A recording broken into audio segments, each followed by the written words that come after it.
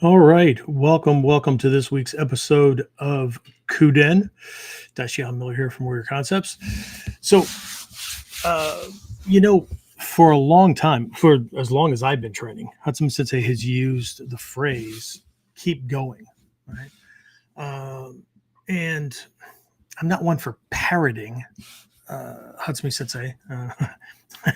It's funny, in the early days, maybe some of you who've been around for a while remember this. Uh, some folks in the art, some instructors, like Westerners, Anglos, not only would recite this like in class, since they would teach something and then they would say, keep going, like Hatsumi Sensei would say, except they would do it with a choppy uh, Japanese accent. It was terrible. But anyway, I digress. So, um, but students inevitably, we all do, right? Encounter challenges and sticking points and confusion and frustration and all those kind of things, right? Um, but for a long time, uh, I thought saying just just keep going, right? Um, I thought that was enough. Now, I've long since learned and understand that it's not and why it's not. Um, but it wasn't until I realized that almost no one, very few people, right, quit because they stopped showing up, right? This does happen. Life gets in the way. I can't go to class tonight, so I'm going to take care of this thing. And then, you know, I'll just pick it up the next day or next week or whatever. And then, but if things persist, then yeah, what ends up happening is we develop a new habit. That can happen, right? But it's been my experience, and in speaking to a lot of people, a lot of students over the years, a lot of peers, people that want to come back or say they want to come back to training. Um, Rarely do they quit because they just stop showing up, right?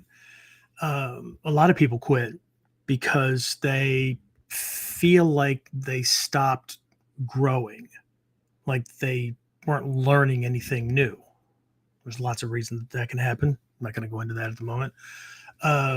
They stopped evolving, right? But not because this isn't the same as the growing. This is they chose a moment to stop, right? That could have been because they became so afraid to suck at something again that they hid inside the version of themselves that got that last belt rank or that got that praise. And now they're missing that, or they got that validation. And now they're missing that. Right. So this is in part about what this episode is about. All right, we're going to be talking about endurance and perseverance because it's a central theme, right, to what we do. Right, everybody knows Nin, right? Um, we're going to talk about the way the Japanese think about it. We're going to talk about how uh, there's something beyond just persevering, right? It's not just perseverance.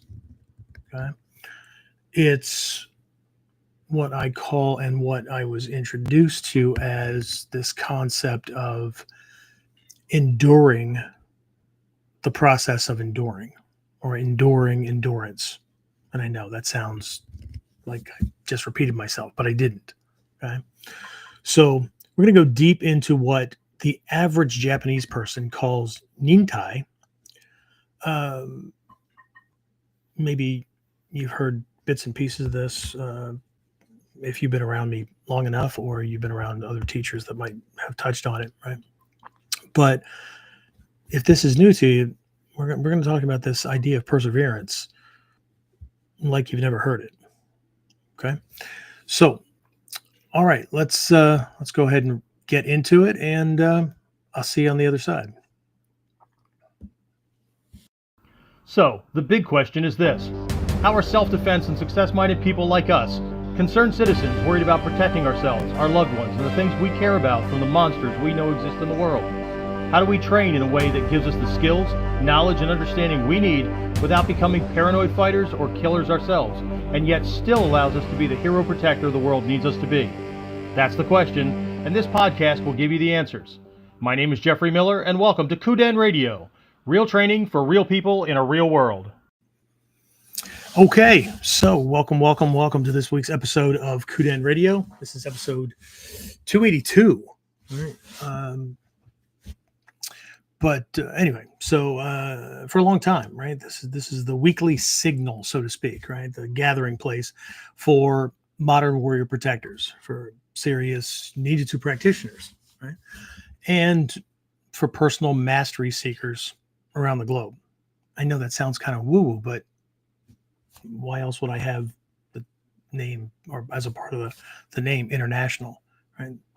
Warrior Concepts International was not just a cool sounding name that I chose in, believe it or not, October of 2004. Before that, for those of you who are not audio only, right, and you're actually watching, I've got this. The color when we ordered it was called California Blue. So this polo that I'm wearing was one of our designs in the mid to late 90s, maybe a little bit into the early 2000s, when we were still Miller's Martial Arts, right? Which again throws a lot of people in the Bujinkan off because it's not a cool Japanese sounding name. So why the hell would I do this? You sound just like Kim's Taekwondo or Ramsey's martial arts or whatever. Yeah, I get it. I made that error too. But first of all, the reason for switching to an English sounding name is like a good ninja. I did my research and I found that there were a lot of people in my area that really wanted to check us out, really wanted to see what we were doing, right? Again, I'm old, so the internet wasn't like everywhere. But, being called the Bujinkan Kuryu Shibu when we were just a training group, right? I was pre-black belt, and then Bujinkan Kuryu Dojo, teaching, Ninjutsu, all this kind of stuff, right? A lot of these folks, I didn't find out until after I changed the name and they came in and found out that was the connection. Like, oh man, I always wanted to come in, but like, I was afraid you're going to kick my ass if I butchered the name. Right now, I just tell everybody, most English speakers butcher the English language, so I give them a decent pass on Japanese, not a full pass, especially after they've been a student for a while. But so we did this, and then I got that also. So we ended up with this one problem where these people could barely pronounce English things correctly, right? And I know even the eloquent people, right? But they were worried about looking bad, offending, whatever, right? So we switched it to English. And then I got the gist of that too, because we did sound like everybody else. We did sound like we were doing the same thing as everybody else. And even if I would have maintained a Japanese name for the school,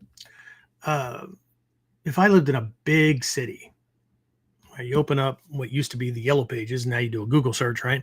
There's a run on names. There's a bunch of people that swing toward that Japanese cool sounding name to them, right? Across all martial arts. Okay. And we've got a bunch of them around here. And so in that context, I would have sounded just like everybody else. Right? So again, back to the drawing board, back to trying to figure out how I could describe what we do authentically and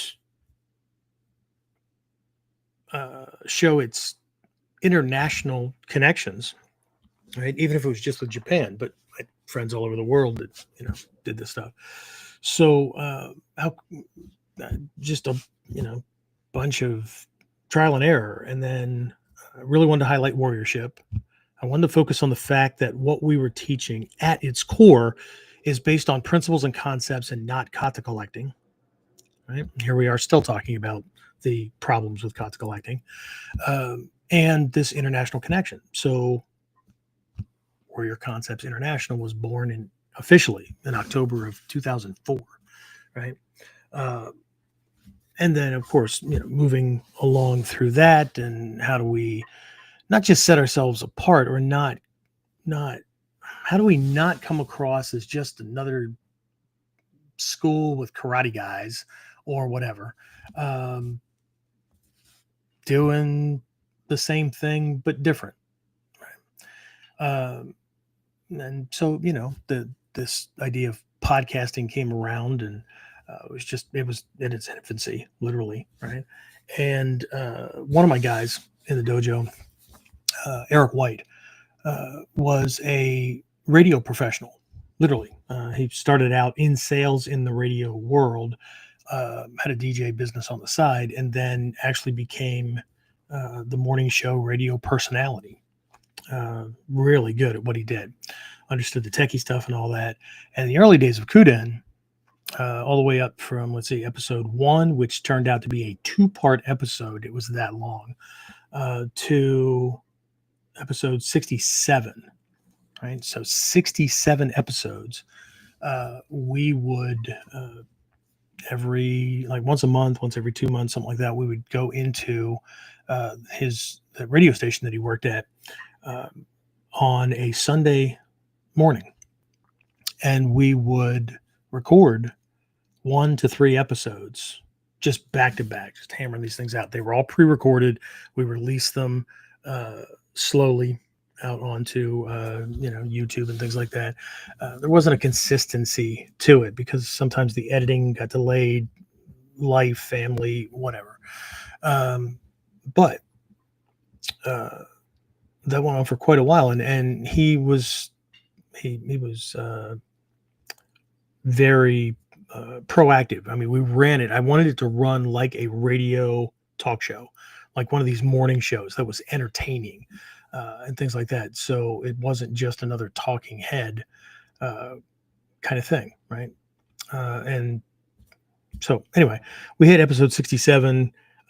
He ended up taking a different job all the way across the other side of the country. We're in Pennsylvania, and he ended up in California. And time differences and schedules and things like that just didn't work out. And what I do, James, it was like a year and a half, right? Something like that, that I took off from this, still wanting to keep it going, but just not knowing how I wanted to progress with it, right? What would a 2.0 look like? And then I started again, doing them live, and then working it out to get them cross-posted and whatnot. But I think, James, correct me if I'm wrong, there's a couple of episodes from 68 to something that were like that they were simulcast because I used Restream, but they were on YouTube, Facebook, something like that, but they weren't tied into the podcast directories, right? We had to go back and retroactively get those things posted. Am I right about that? Oh, did I lose James? No, you're right. We had to go back in and add them. Yeah, I can't remember how many there were, but like you came on board and we got some tech involved, and not a person tech, but like software that could do a lot of that stuff, right? And got all that caught up. So anyway, the short of it is that it's been running for over 10 years. 10 years, right? So if you're new here, this isn't a martial arts podcast. This isn't a quote unquote martial arts podcast. I know this is where you're going to find it in the directories and all that kind of stuff. But even when I post these things to YouTube, right? YouTube has these categories for where videos go in case people search by category. And just, it makes me grind my molars every time I click on the sports category, because that's where that's where all martial arts people post things to, but that's where 92%, 99%, whatever, of Bujinkan people, they click on that category, regardless of whether their podcast is this format or something else. But this isn't the martial side. I mean, it affects the martial side, but it's not the same, right? So more often than not, I click the how to and style. Not that I mean style like martial arts style, but it's an instructional, educational kind of thing. So, but anyway, right? So most of you know me, right? Bujinkan Dai-Shihan, founder of Warrior Concepts, blah, blah, blah, right? Creator of the show. Couldn't do it without James anyway. And welcome back. Everybody remembers last week, right, where I kind of left you hanging, and I forgot to let you know that James was okay. He wasn't dying or anything. I mean, no more than the rest of us are. So, and just in case you missed him, James is back, right? But again, my contention has always been that Ninjutsu isn't a real martial art. When we think about how martial arts operate, I know it's difficult to see that in today's day and age, but anybody that's been around for a decade or more, right, and has been influenced by Hatsumi Sensei, not just technique wise, not just the technique videos or whatever, but actually been in class with him or any of the senior master teachers. There's way more being taught than just fight moves, right? But anyway, right, this is where the KUDEN, the real transmission of this art, unfolds. Okay? I'm not the only one that has a podcast like this, but I'm not here to copy anybody else. Just every once in a while, I am made aware of this guy or that guy doing whatever. Everybody has their own thing, right? But been doing this for a while and plan on doing it for a lot longer. But anyway, so this is where I don't just share my notes and the lessons that I receive from Hatsumi Sensei and other teachers, right? But it's also where I share the hard-won lessons gained from actually putting this stuff to work, right? Where it matters, right?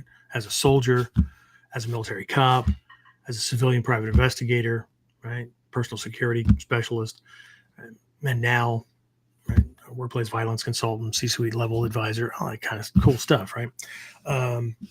Helping people with this stuff, and most of that stuff that I listed, right?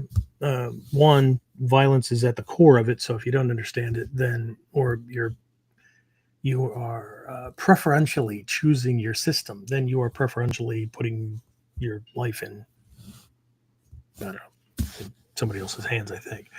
But also in life, right? This is a life thing. Okay, even Hatsumi Sensei said, Ninjutsu is fighting without fighting. And I know, it had me twisted for a long time too, right? But we're going to be evolving again, right? Before we get into tonight's topic, again, besides everything else, if you're getting value out of this stuff, don't forget to like, share, subscribe. You know the deal, right? Drop a comment, right? Tell me you're here. Matters more than you think. All right. But again, because I've been speaking on this topic of evolving and evolution, started last week more directly, but we're doing this stuff, just like the perseverance stuff, right? I got on, James and I have this little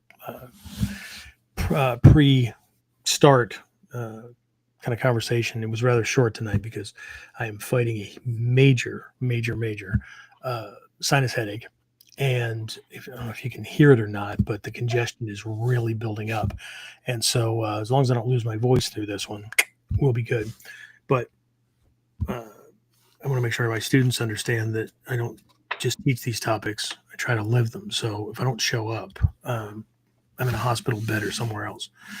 Anyway, evolution, right? KUDEN is evolving and growing again, right, to help you and more like you and I, right? More like you and I, to get these lessons and the confidence, the power, and the control that comes with actually doing the work, right? Applying this stuff in our lives, right? And what that means is you're going to be able to watch or catch this show on 2 additional replay times to these different terms and whatnot these different platforms have throughout the week. We're going to spread things out a little bit more. And I know everything goes to recording, right? I know as soon as we're done, right? You can go back and click on the link, and I send out emails and whatnot, and you can just go to YouTube and watch it, or you can find it on the podcast directories and whatnot. But what I wanted to do was more proactively create specific event times where folks would be reminded, hey, look, this thing's happening again, right? And it's not just a recording thing with comments and whatnot that we have to go check back on. I'm going to leave the chat function active, right? I'll check in as I can, or one of my guys will check in, and we may not be able to respond live just then, but it will give us a whole lot better feedback. Anyway, more on that in a little bit here, but I just want to let you know that we're doing more. Okay, what are the times? Since I'll get there. Relax. So anyway, James, who do we have? Who's on? James is my spy in the background. So far, Kyle, Maury, and Jared have checked in. Awesome. Better than checking out, right? Checking in. All right, cool. All right, so I'll be announcing some other things I did this past weekend. I can't remember if it was Saturday, Sunday. My weekend was busy. I determined the theme for this year's Daikomyosai, which is going to happen in January. I'll talk about that in a little bit. Right? We're pulling the majority of that lesson from the theme for what I'm going to be covering. My breakout people will be teaching whatever they want, but what I'm going to be covering this time is going to be a very, very high level concept from the Gyoko school. Not taught very often at all, but again, I'll talk about that here in a little bit. So cool. Any questions, any comments, anything, James, that I need to address before we? Nothing so far. Okay, cool. All right. So that being said, let me bring up my notes here so that I can stay on track. And I'll try to keep the oxygen intake. So if you hear me inhaling or exhaling a little bit more and it comes across the mic, I'm going to try to keep that away from the mic. But when the lungs are affected, when congestion kicks in and whatnot, it's really, really, really important to not just stay hydrated, but to also make sure that you're being more mindful of your breathing to keep the oxygen, nitrogen, whatnot coming in, and to clear out crap that is just, gets in the way. All right.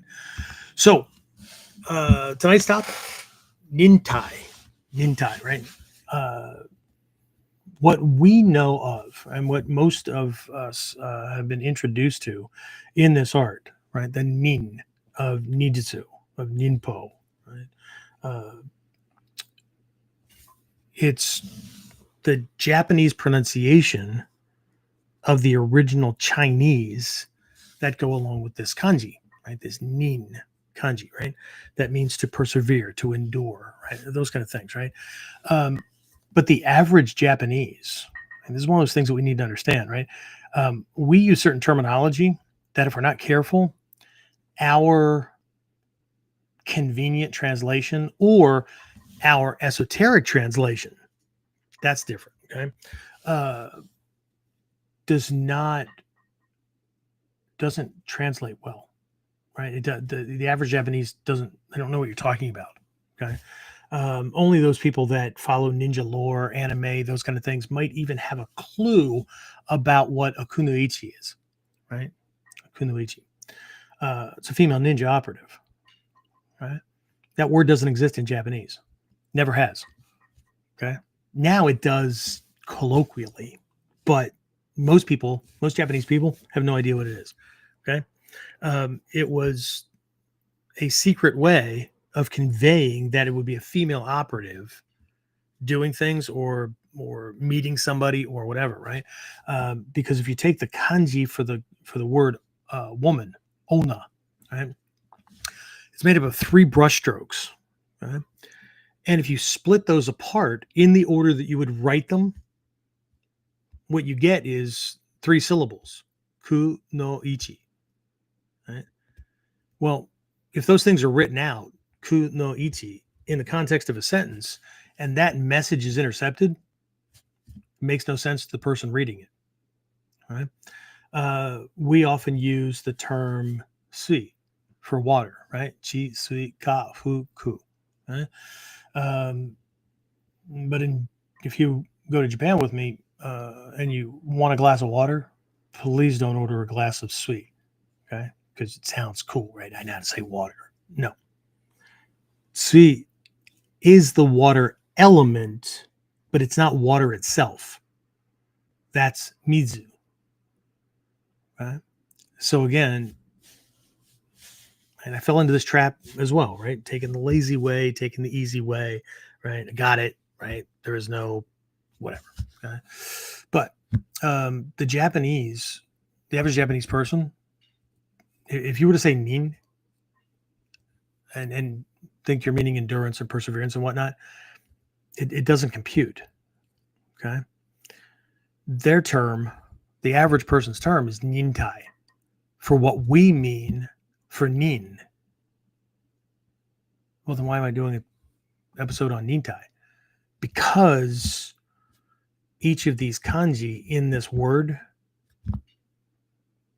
they almost sound like they're duplicating themselves. They almost sound like you're repeating yourself. Okay. I don't have it with me. It's in storage because we're still recovering from the fire and whatnot that displaced us. But a lot of you know that I purchased this Japanese shodo artwork piece in a shop during one of my trips to Japan one year. And of course, what caused me to whip my head around and almost break my neck was I saw the nin kanji, right? Bring this around. So it's vertically, it's written vertically, right? So nin is on top and then this other kanji is on the bottom. And so, okay, so it has something to do with endurance, perseverance, patience, maybe, whatever, right? So what's this? I didn't know the other kanji. So I go up to the shopkeeper and, right? What is this? And he says, nin. I said, yes, I know. And I pointed to the nin kanji and I said, nin. He says, oh, Nin-Tai. Okay. And he spoke just a little bit of English. And I said, what does that mean? And he said, both mean the same. See my eyelids blinking like 3 times faster. So it didn't go well, right? I had to figure this out. Okay. And so this is like the Kajuraku poem that Takamasa Sensei wrote, encapsulating the essence of the Togakure school, right? The wildflowers in the meadow kind of idea, right? And how that is the essential core of not only that, but if we understand what we're looking at, we can see it as a core principle in the Shinden Furogyu. The first, now it's not translated that way for Gyoko Koto, but the first kata on the first scroll, Gyoko to use Joryaku no Maki has Koku, and Koto to use Shoden no Maki has Yokuto. And the feeling is the same. All right, to play in space, to find the way, to find the most natural way, all these things right there. It just runs the gamut. These core principles. Again, the reason I named it my dojo, and now bigger kind of reach and whatnot, this Warrior Concepts International. Everybody's used to seeing Warrior Concepts, but International's in there. So, but what I had to learn was we are translating things and understanding things as they were developed. I'm going to be covering some of this during Daikomyosai this year. Different terms for the two partners that are training, right? Everybody knows uke and tori, except once I learned to start reading the Japanese and got guided by a couple of other friends and teachers and looking at these things. Like the word uke shows up a few times across a couple of kata, mostly in the Takagi Yoshin, maybe in the Shinden Furoryu. And we're talking like middle level or upper level. The term tori, like these kata lists that were passed out for the freaking mid to late 80s on, they all say uke does this, tori does this, right? The word tori shows up 0 times across the actual written descriptions of our lineages. But there are these terms and things that we have to get at. You don't have to know the terms, okay? Because I went for decades without knowing, like, I mean, I did 2 of these terms, but 3 of these terms. There were 2 others that I didn't know, but once I understood them, well, shit, my teachers had me doing that stuff. We just didn't get laden down with the extra terminology, because knowing a certain Japanese word and what it means doesn't make us better. It doesn't. Okay. Same thing with this nin and nin-tai. But what I want to do is I need to dive into this, because this is a really important principle, right? When we use nin for perseverance and endurance, it crosses a lot of area, but we have to remember that it was the idea and the principle that was introduced into Japan from China, and from there all the way back, Silk Road, India, Tibet, right? This goes way back beyond the number of generations in these lineages, because that's when they were officially founded. That's not when the lesson started. Okay, so when we use nin, right, we're using ning, N-I-N-G sound, which is the original Chinese for this concept. Right? But just like the Japanese, right, if they see that kanji, they don't say nin, they say shinobu, right?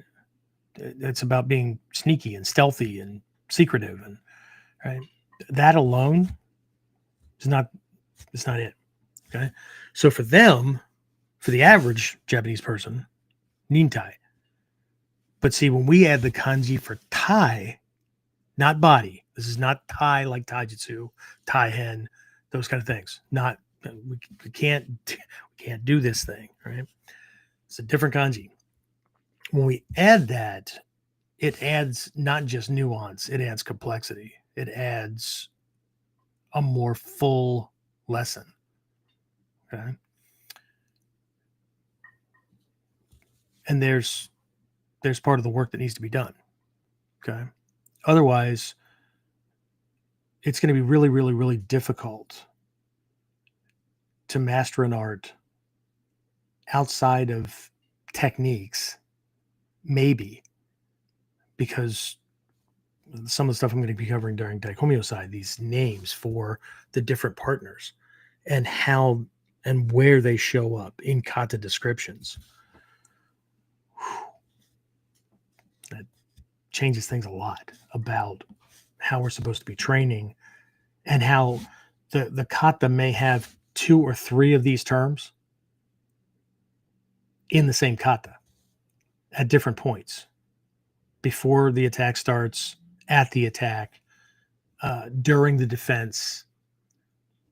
All right, very, very deep level stuff, right? So it's not, yeah, it's not and can't be step 1, step 2. Anyway, all right, I'm gonna stop dancing around that. So we know Nin, right? This consists of often what people say is the blade over the heart, but it's not the blade. And I get it, right? I mean, if you there's this cool little thing that shows up in Hansumi Sensei's first book, Ninjutsu History and Tradition, right? Where I don't know if it was a mistake or if it was one of those simplified kind of things, where the kanji for toll, right, blade, is there, right? But as soon as we add there's a hash mark on that's missing. There's a stroke that's missing on that kanji that's in the nin kanji, right? And that little stroke across the left descender, right? There's this little stroke on there that very specifically points to the dangerous part of the blade, the edge, the boshi, the killing part, the kisaki. Okay? Because somebody can, hold a blade or hold a blade near me, but if it's butt first, that's safe so I can take it, right? Or they're showing me this thing or whatever. It's not dangerous, right?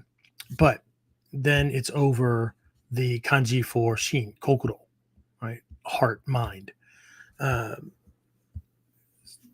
And when they're combined, this is what then symbolizes the capacity to endure while maintaining internal focus, clarity, that kind of thing, right?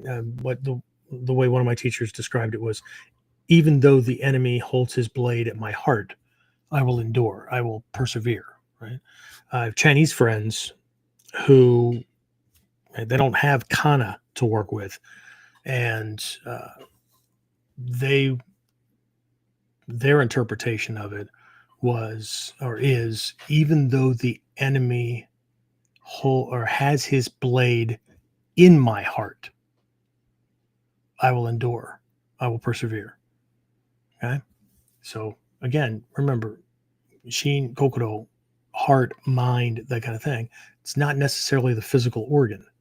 Okay. Because you'd have to be invincible for that to happen. But what we're really looking at here is we're not talking about mere suffering, right? We're talking about enduring with purpose, right? The alternate translation for that kanji, we're not switching over to shinobu, right? The alternate or kind of an additional translation for nin is patience, but patience in the context of enduring.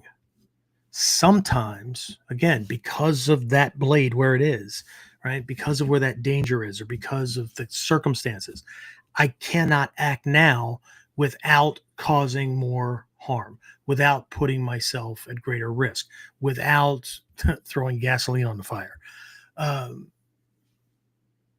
And so I have to wait for that better moment. So it's not like parents tell kids, right? Be patient, right? They want you to sit down and be quiet and distract yourself with something else, right? Until it's your turn. It's not that, right? It's holding and observing. Okay? In Mikyo, we say we're not reacting when negative karma is cooking itself off, right? We don't run around trying to fix things because we're just going to throw gasoline on the fire. We're just going to make it worse. In those times, we have to be patient and understand that bad karma is cooking itself off, and we have to endure the consequences of past actions. All karma, it's the nature of karma. Karma is not destiny, it's not fate, whatever. Karma is energy put into motion by any action, thought, word, or deed. Okay? And all causes produce effects. There are consequences to all causes. Sometimes they're good consequences, sometimes they're bad consequences. Okay. But the rule of karma is that karma always cooks itself off. Karma will always lead to a conclusion.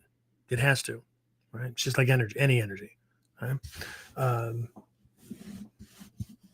Ways to change it, maybe. Okay, but either way, the Mikyo way of doing it is, and this is a big thing in Ninjutsu, right?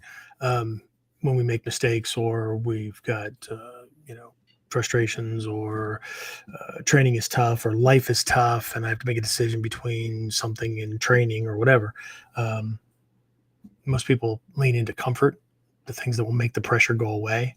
So to quit something, usually this, which is ironic because this is the thing that is supposed to make us more stress inoculated, more able to handle tough things. But given the choices, right, most people drop the training. Okay? And that just tells me about how they think about it. But either way, so what we do is we cook it off faster. Okay? Get it the hell over with. Right? That way we can move on. It's not looming. Right? But either way, right? So that's Nin, right? We know this, right? Enduring, persevering, overcoming, overwhelming odds, those kind of things, right? But this extra kanji, Tai, again, together, Nin-Tai is what the average Japanese person thinks of when they think of enduring, persevering, hardship, those kind of things, right? Enduring with purpose, right? But for us, this second kanji is really, really important, okay? This kanji, we pronounce it Tai, but it comes from the verb taeru, Taeru, if you're writing out notes, right? Taeru, right? It means to endure. Well, shit, here's that copycat thing again, right? To continue despite pain or hardship, or to bear or withstand, right? Again, it sounds like we're saying nin nin. Why don't we just say nin nin, right? Okay.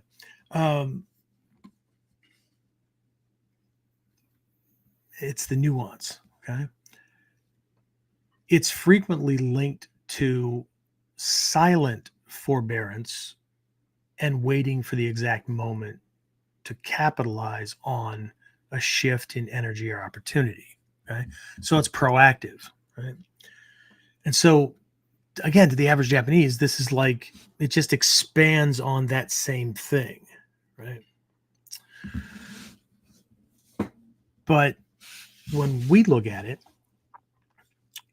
what we see is that one of these, right, is more passive responsive and one is more active. One is more a condition. One is more an active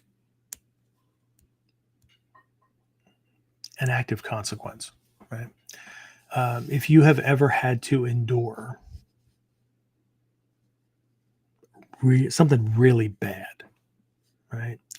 I don't know, going through a divorce, had a child that was very, very, very ill, faced with, who knows, right? A work decision, family decision, whatever, that just was really tough, right? There was no getting around it. There was no getting away from it, whatever.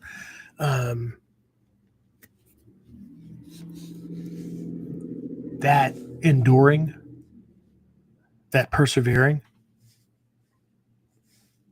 is not, it's not pleasant. It's fucking painful. Okay? So this Nin-Tai is not just perseverance. It's the ability to persevere, to keep going, to not put a gun in your mouth, whatever, right? Through the pain, challenge, hardship, work, confusion, frustration, whatever, the pain of persevering, right? It's being able to endure that act, right? Persevering even through the act of perseverance, right? Is this is not just a general idea, right? This is strategic. This is a strategic and spiritual perspective. When I say spiritual, I don't mean religion. So I don't want anybody getting their lace panties in a bunch. This is classic Mikyo interpretation applied to martial application. Right? And it's also deeply resonant with Ninpo as a life path rather than merely a narrow physical art. Okay? This is what makes this not like everything else.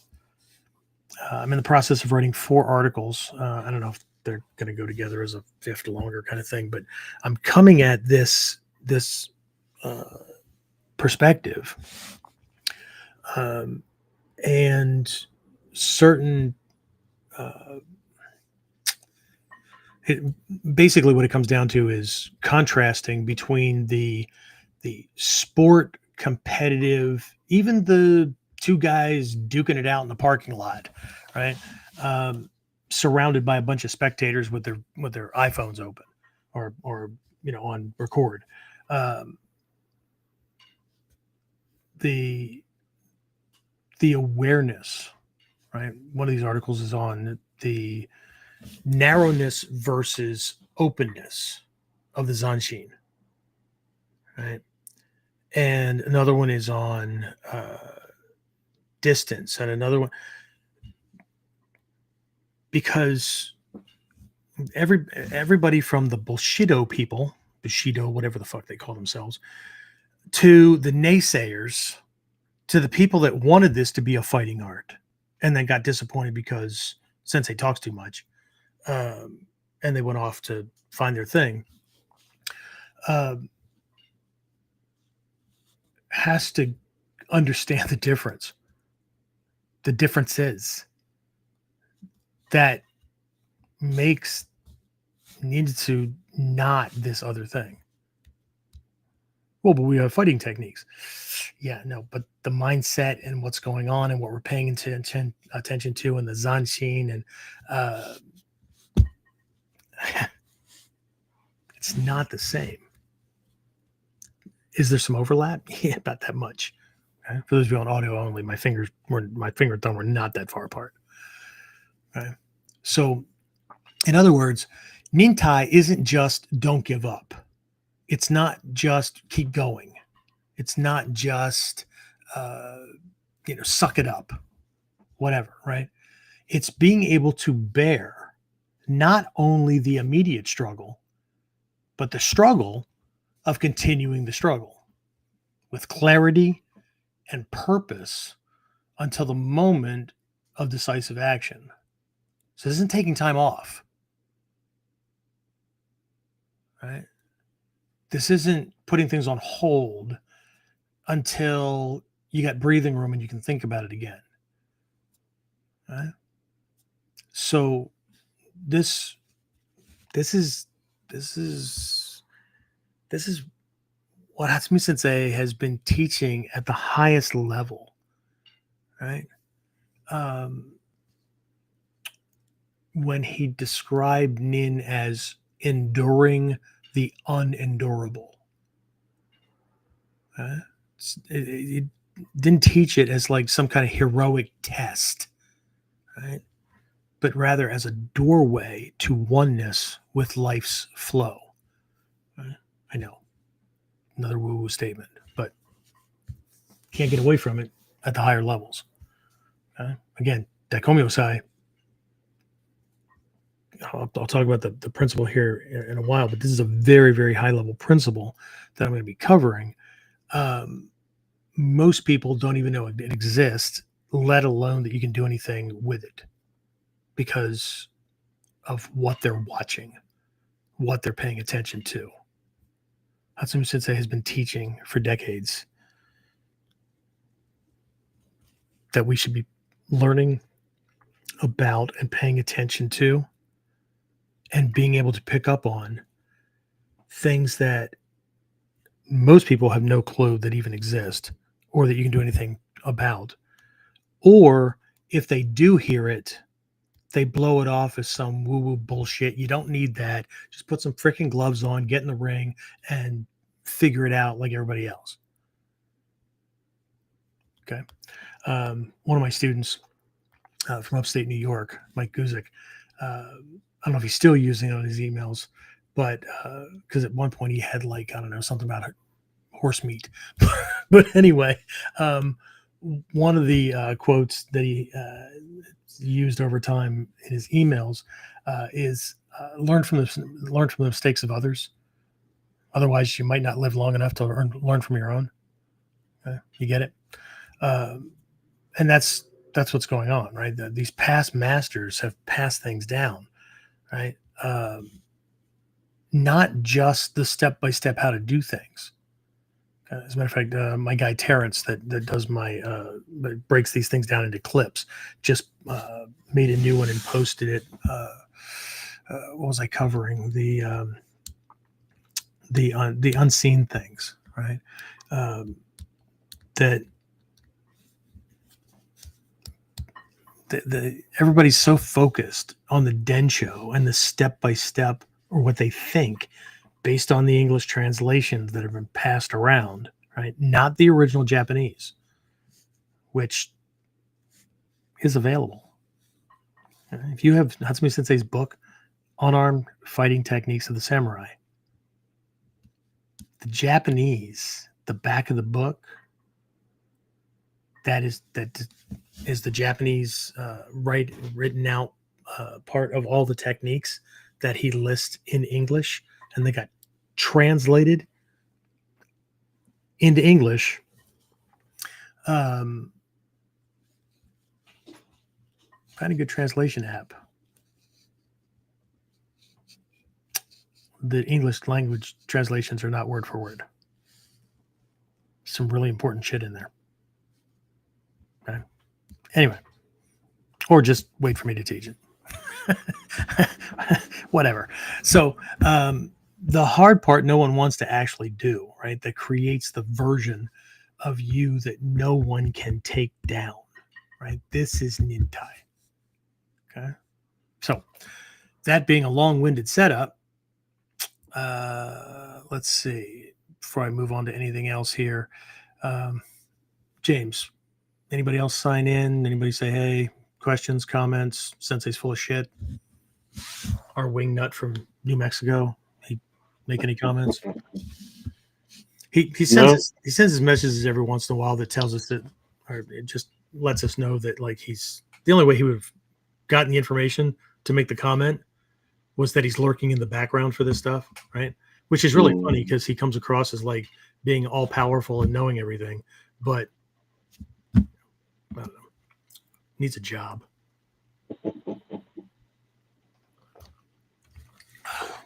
No, Anyway. there's nothing's come in. All right. Well.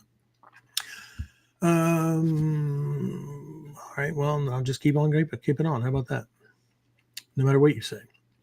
All right. So perseverance. Right. So this is not the version you see on motivational posters. It's not the version people talk about when they're feeling pumped up. Okay.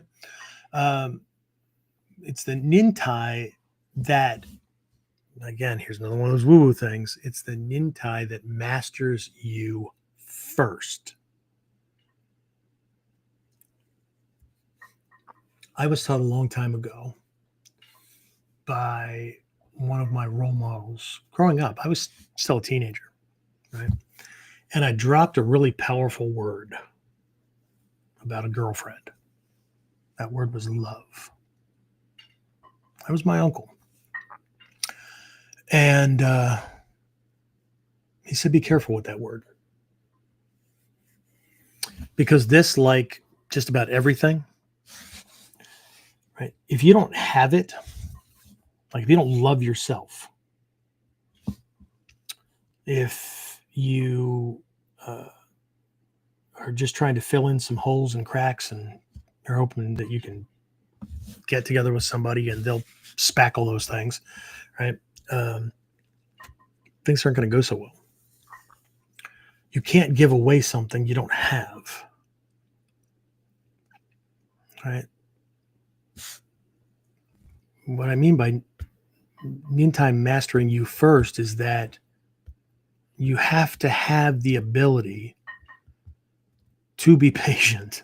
When I was a cop, I used to, I had to do the Miranda rights and stuff. You have the right to remain silent, right? Some people just would not stop talking. Okay, I read them the rights. They wouldn't stop talking, or they would say they wanted a lawyer. Great, okay, we're done, and then they would just keep talking. Okay, so see, there's a difference.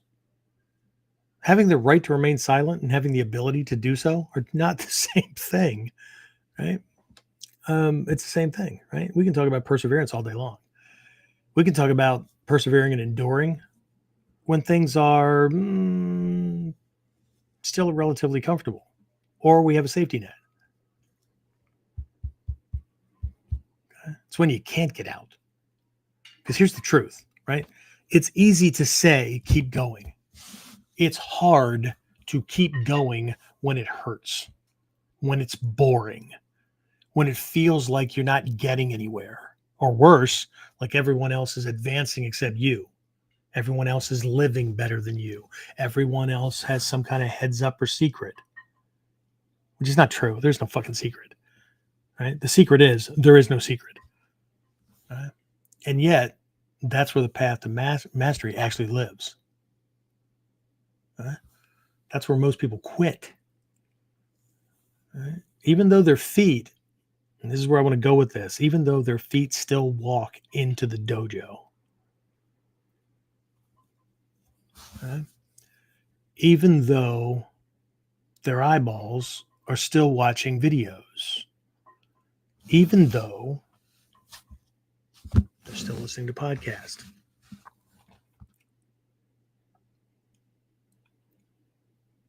It's not the same. Okay. Keep going is easy to say. Right? If you've done any training, it's okay. With Hatsumi Sensei, right? You've heard it again and again. Keep going. Right? It wasn't a slogan. It was a survival skill. Okay. But here's what I want to uncover. Right? The greatest challenge in the art, skill, trait, whatever, of perseverance isn't the idea of continuing. It's in persevering the process of persevering itself. It's the action. It's what we do when we're bored. It's what we do when we're confused. It's what we do when life overwhelms and there's all this shit to get done and I don't know where I'm going to find time to practice, go to class, or whatever. Right? It's in the discomfort. It's in the grind. It's in the absence of applause, promotion, or progress that you can see in the mirror or that you have these symbols, right? And that's where most people break. Right? This art is supposed to be about becoming unbreakable. It's not easy. It's not supposed to be easy. Right? But let me ask you, how many people do you know who stopped training during a difficult time in life and called it, quote unquote, taking a break? They said things like, I don't know, my plate is too full. my wife, spouse, husband, whatever, doesn't like my training time. I'll get back when things calm down. There was a period during my military service where I did not see my teacher for a year and a half, but my training never stopped. My practice never stopped. I had plenty of stuff in notebooks and stuff to go over, right? Plenty of things. And I didn't need a training partner because there was wellness survival stuff in there. There was meditation stuff in there. There was the ability to do either partner's role of any given kata or variation. It's not just about me. Hatsumi Sensei, right? The number of people, I just saw it again today, somebody reaching out because, they need somebody. Nobody will teach me. Nobody will train me. Nobody's around, right? And what they're really fishing for is for somebody to come to them. But they won't do the hard work of like hosting a seminar or whatever. It's just, except, because like, you understand, man, like I can't do this. Hatsumi Sensei lived half the fucking the length of Honshu, the main island in Japan. He lived in the outside of the Tokyo metropolitan area. Notishi is it's semi-rural, we'll call it, right? And Takamasa Sensei lived near Nara, right? You can find these 2 points and then look up how long it takes to get there by car or by train today. And then see if, I don't know, ChatGPT or something, right? See if you can find what that would have been in the 60s, 1960s, before the Shinkansen were as fast as they are now, or there were as many, express trains and those kind of things, right? Hatsumi Sensei had to do it. What makes anybody think that they're better or their situation should be forgiven or adjusted to more than the damn grandmaster of the friggin' art that they idolize? They want it, but they're not willing to do the work to get it. They're not willing to do what he did to get it, because somehow we all need to understand. And their situation is unique. Well, you know what? We all think our situation is unique, which means we're all average. If everybody thinks they're unique, then they're all the same. I'm laughing because, I had to fight through this stuff myself. Jesus Christ. I grew up in a family and surrounded by all but a couple, right, of role models. And even them, they were like, that saying in the land of the blind, the one-eyed man is king. Yeah. An uncle, grandfather, just, they seemed wise, and they were for where I was, but they were a couple of steps forward, right? The teachers we're looking for that are living this stuff, that's not a couple of steps. Okay? And the truth is that nearly all of them, I can't speak for everybody, but nearly all of them went through the same Musha Shugyo. Takamasa Sensei went to China, couldn't speak the language, anything, right? Just come on, right? But you understand, the man's out to get me. I told a student this once a couple of years ago in Japan when they kept blaming the devil for all the shit that was happening in their life, that before they blame the devil, they should look at the guy in the mirror.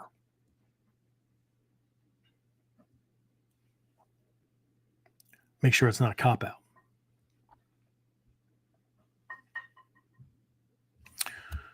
So the paradox is the very art they quit was the same it was the same thing that would have made them stronger and more capable in dealing with what they were facing. Ironic, huh? The one thing that one could have at least created micro vacations, micro relief valves, 1, 2, 3 times a week or whatever. Go to training, dive into something that is not the problem and the shit you're swimming in, right? Gives the system a break, allows it to reset, allows the cortisol levels and the stress hormones to clear out, right? So we're better able to move back, and we might move back with more clarity, right? And science has proven that the fastest way to wire ourselves for handling things is to handle them. Just like there are no exercises to make your legs stronger for deep kami, the way deep kami would make your legs strong. There are no exercises that work all the muscles in the orders and the chains of muscles as they would need to be worked, right? All the way around, right? All these exercises peck at different things. You can make some muscles strong, but like the stabilizer muscles around the knee, good luck with that. Okay? So, again, but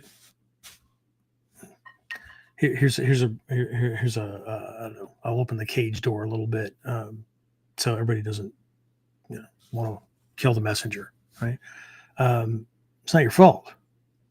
How many of us were raised by or taught by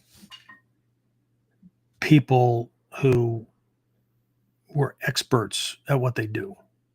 That same thing that we were trying to do. I don't mean tradesmen or whatever. I mean successful, or we weren't raised by warriors or whatever, right? So we inherited mindsets. We inherited perspectives. We inherited excuses. We inherited processes for solving problems.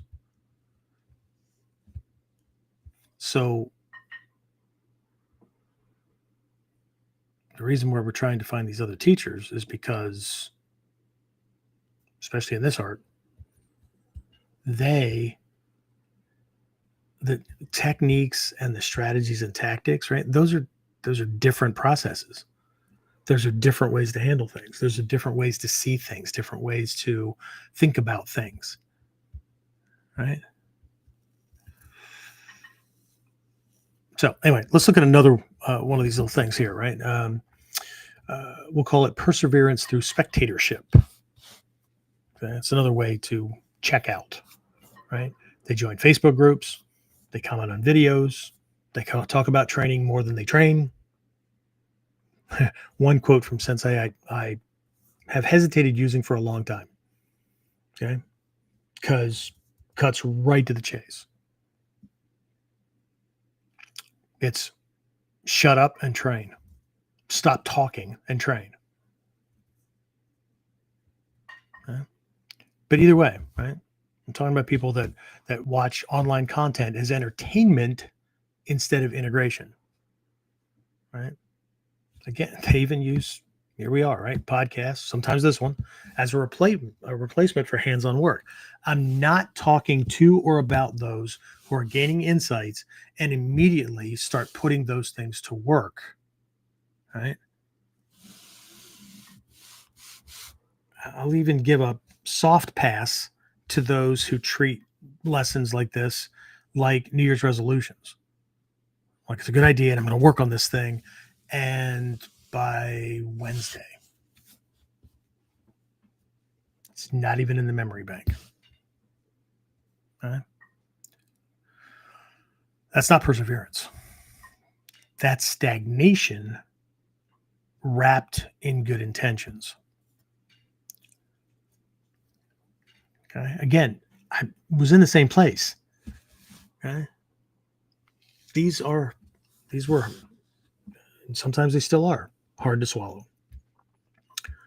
Right? Because, man, ego's a powerful thing. In a connected branch related to Mikyo, there is a sutra. Not gonna, the Sanskrit or Pali doesn't matter, but it translates into English as the magic show of the mind. And in that sutra, in that teaching, right, it's like this big giant parable. Okay, ego is described as a grand illusionist, a master illusionist, right? And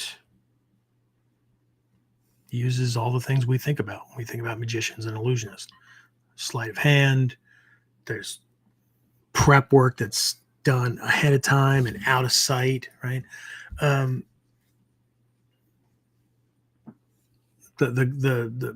one of the ideas, or one of the premises behind that lesson, is that before we go trying to figure out somebody else, we got a lot of work to do inside. Okay?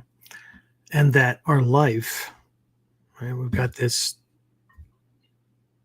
illusion going on up here, and that's one of the reasons for all the dissatisfaction when we're dealing with things out there, because the expectations and the understanding and whatnot is askew. So again, as a reminder for those who have heard it before, if you haven't, well, here you go. Our lives are litmus tests. They're reflections of what's going on in here. Okay? We see exactly what we expect to see. Okay? But we also see indirectly the consequences of how we deal with and interact with what we see. Okay? And the third way that this quitting happens is there's folks that only keep training techniques, or they only keep their mind focused on, or they only train the techniques that they're already good at, right? They stay in a certain realm where they feel competent, where balance is secure, where ego stays fed, right? The things that they suck at, they're not good at, it frustrates them, it hurts, whatever, right? That stays shelved. I put that on shelf for a while. I'll pull that out and work on it, later, and they never do, right? So practice sessions or training sessions are just reminders that, yep, good at this. I'm trying to get better at this. I know, but don't you have things on your list that you're avoiding? As a matter of fact, here's part of that magic show of the mind that ego does. What's not even on your list? What do we hate, find boring, dislike, don't want to have to put up with the discomfort or whatever? That's so bad. If we had to list out things that we don't like doing, it wouldn't even be on the list, because ego has it tucked away that far that if we don't have to think about it, then we don't have to feel guilty about not doing it. We don't have to anything, right? But if you only train comfort, you're not advancing, right? You can only get so good with certain movements. But for those of you who are going to be at Daikomyosai in January, right? Are you getting good with the stuff between the movements? The stuff that can't be written in the Densho. It's found over in the Makimono. Or it's found in the KUDEN from an authentic teacher to a deshi who receives the transmission and passes it on. There's another term that's in the actual Japanese descriptions of the kata that nobody uses. And it's a really powerful one. Okay. And the reason that it's powerful is because ego can't position what we're doing in the third person as something to duplicate, as something to work on, or whatever. There is a word as a replacement for tori that puts what we're supposed to be doing squarely in the first person. Okay. So we could see it third person if we think about the person who wrote it down was very clearly saying, like, I do this. At this point right here, I do this. Not the tori does. That's third person. Ego will never associate with that. It's always something or somebody else. But if we look at it third person, when the master wrote it down way back, right? I do this, I look for this, da, da, da, okay? But if we understand how it's supposed to be read, when the techie, the attacker, does this, I do this, this, and this. See, that turns it into responsibility. That turns it into, I have to get that right. Not, I step over here and then I do. It's not how things are written. The things that are written and the way they're translated, at best, are skeletonized descriptions, reference points, literally to just get you started. It's like holding up a baby who you're trying to help to learn how to walk and then letting go, and they start to, there's a little catch and whatnot, and then everything's animated and whatnot, but they're not. Hatsumi has said this over and over again, and everybody has to learn that it's true. I had to learn that it's true. Okay? Babies don't learn how to walk. By walking, if we're looking at our definition, where the torso and upper extremities are being carried on the legs and moved around by the legs, not in a controlled state of falling where the legs are just really good and smooth at catching us. Babies don't learn how to walk from point A to point B. They learn how to not fall down, getting from point A to point B. Those are not the same. Okay. Anyway, let's get back to this. Actually, before I've got a little story here for you from one of my little training things with Isuka Sensei. Some of you probably already heard it, but we're going to put it in a slightly different context here. So, James, questions, comments? I put everybody to sleep. They all run away. Chris Pickens said, great topic. I find nights where I'm not feeling up to training to be the most rewarding. Yeah. Not training when you don't feel like it, you're bored or you're distracted or life's in the way or whatever, is no different from being able to look at an attacker who's coming at you in that moment and saying, not feeling it. Can we do this later?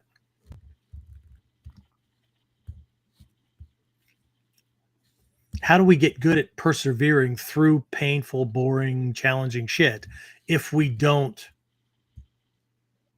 put ourselves through and get good at doing it anyway? Okay. Ego will always gravitate toward pain and pleasure. Okay. Runs away from pain, discomfort, boredom, whatever. Okay. And runs toward comfort, pleasantries, all right, feel good stuff. Always. Okay. we've covered this in the past, right?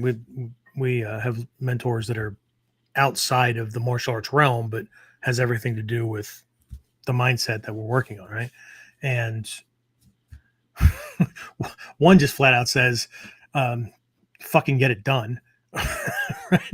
And the other one's a little bit nicer about it. And he goes, this has nothing to do with liking it or wanting to do it or disliking it or not wanting to do it. It has to do with it being necessary. Okay? We don't develop traits by talking about it.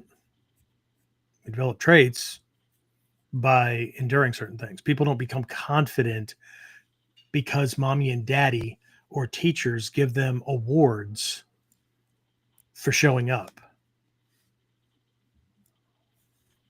They can feel great about themselves, but as soon as they actually have to like put up or shut up, or, you know, somebody pokes a hole in the facade, then right, it's kind of like people that are yelling and screaming about the fairness of things today, right? It's obvious that one, they have no coping skills. Two, they were taught that fairness meant that when they're uncomfortable, everybody else should just bend over backwards and take it up the poop chute and do whatever so that they can be okay. So what? They're a 4-year-old in a 20, 30, 40-year-old's body?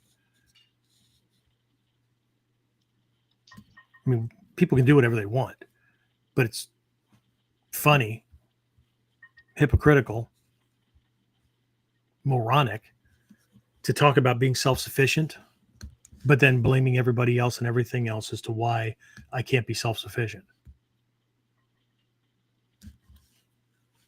But we're not willing to give up on shitty perspectives that keep producing the same results. Right? You ever see those coffee cups? James, you know what I'm talking about, right? It says it's a definition of insanity, right? Doing the same thing again and again and again, expecting different results, right? But most people that are looking for different results, they're like a spoiled brat. They try to do it, and then they throw a fucking tantrum, expecting that if they bully, shame, whatever, other people, those people will do the hard work. It's not the way it works. Well, it works for lots of people. It's not the way it works for Ninja.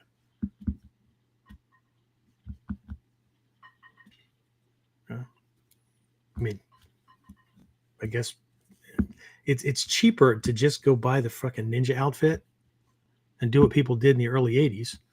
Get all suited up and I'm not making this up. We found out that people were doing this, right? Dressing up in a ninja outfit, putting a weapon or three near themselves with their big old their beer or whatever their drink was and their Cheetos and whatever, and then watching ninja movies.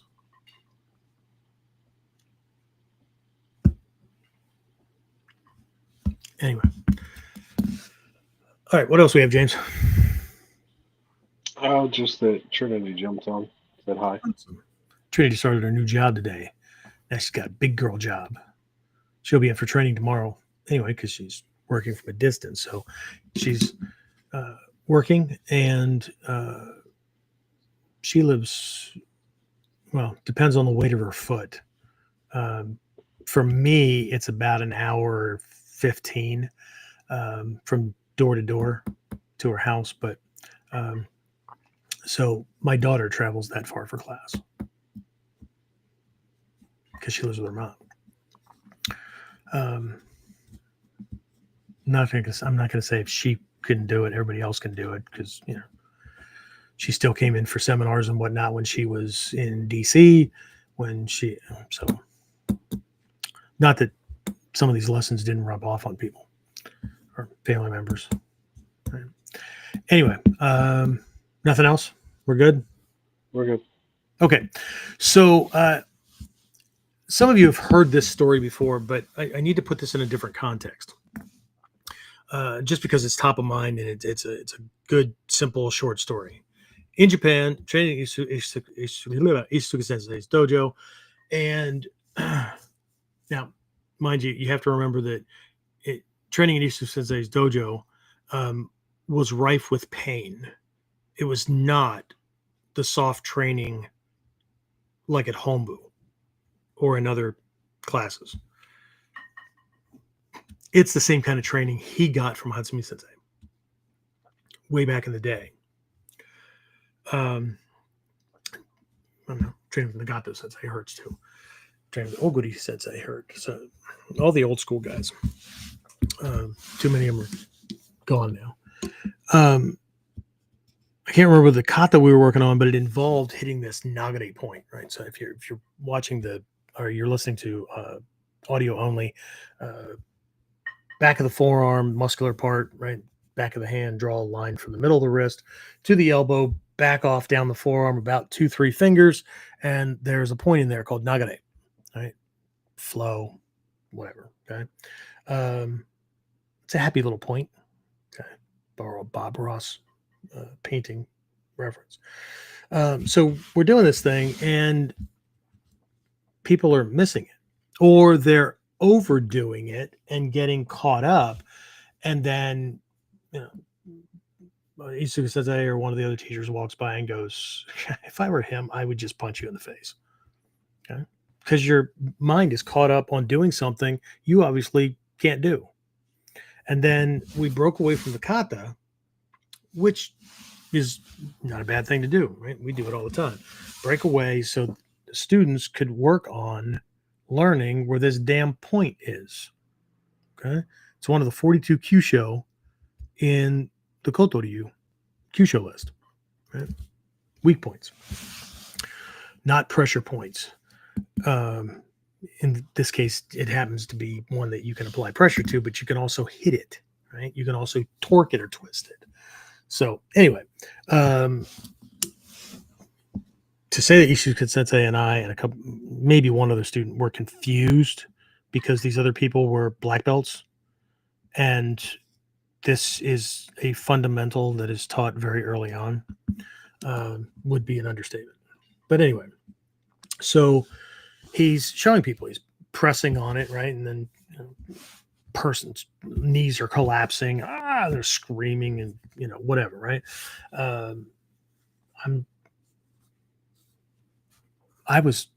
My curiosity was piqued, engaged, because I thought, shit,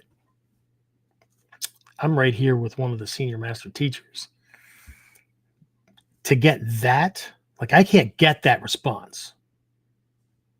He's got to be doing something that I don't know yet. Like, I know the point, and I know how to hit it, and I can get a response, but that one, he's got whatever. So I sacrificed myself to the cause. I look at Sensei and I said, experience. He smiles, hits that point, and it was the same burning whatever feeling that I know, right? Disengage a couple of key muscles and whatnot to keep the system open and relaxed and whatnot. But oh yeah, right? And so he's smiling at me. I smile at him and nod. Okay, thank you. And immediately these other students are like, does he have it? I'm like, yeah, he has it, right? Are you sure? Like, you're not moving. You sure he has it? Yeah, I'm sure he has it, right? Wow, man, you must be really strong. And all I said in that moment was, no, it's just pain. And since he was very happy and all that kind of stuff, right? But that's one level of enduring, right? Persevering through that, right? Because these people were collapsing, right? And they could endure it until Sensei let go, right? But everything shut down. They couldn't move. They couldn't escape. They couldn't keep going because that single point overwhelmed their entire being. Right? I didn't think about that until I was putting this together, and I was thinking about like how a story would convey that and whatnot. That when we talk about becoming a persevering person. Ninja. Ja. Person. Nin. Right? This is a person who endures, who perseveres, who can be observationally patient. Right? We're enduring and we're persevering and we're patient with purpose. Right? Because that's their nature. Right? When shit's happening and people are screaming around you and whatnot, and somebody wants an answer, give me a minute. And you're scanning and analyzing and not just randomly doing shit because, well, something's got to be done. Yeah. But what? Because everybody else is doing something too. Some are laying in a fetal position over there. That guy just pissed himself. These 15 are running around going nowhere fast, right? Adding to the chaos. We have to be able to endure that to find the moment, right? If we can't endure somebody hitting a pressure point, yes, it's going to do certain things to the body. It might even take that out of the equation. If this were struck by him, I promise you my arm would go dead from just behind the shoulder, those muscle chains, all the way down to the hand. That does not relieve me of my need to continue to pay attention, to realign my body, right? To move better things forward, right? And to survive this. But here, again, I'm not knocking anybody. If I'm pointing anything out, it would have to be the training, the process and method of training that's not producing the soft skills, invisible skills, the critical skills that would allow somebody to use the combat stuff the way it's supposed to be used. Like there's a whole instruction in most of the kata, right? Where your training partner, the one who's playing the role, the bad guy, isn't actually a bad guy in that moment. You're both equal and you're doing certain things and positioning, right? We do drills where we'll match kamae to kamae or posture to posture kind of thing. Not I'm doing the same one. I could, but where I'm taking away his ability to access certain things, or I'm repositioning, I'm managing the kukan and monitoring the mai, the distance and whatnot before the attack actually happens. See, most kata lists start with uke tsuki or uke erijime or whatever, right? They reach out and they grab or they punch or whatever. Like Scotty from the Enterprise beamed the attacker and defender down to this spot, and the attacker was already ready to go. So as soon as you materialize, it happens. There's a whole bunch of shit that went on before that, right? There is this whole role. There is a name. Again, I'm not going into this stuff, but there is this whole moment before, right? The actual attack where things are happening, right? And what I might be enduring or applying patience to is this even something? And if so, what? Right? Where I'm watching a person move, speak, right? Do what they do, and gathering a shit ton of information so that when they actually attack, the fight's over. Okay? This is what's meant by Takamatsu Sensei and Hatsumi Sensei and all these guys saying the ninja wins before the fight even begins.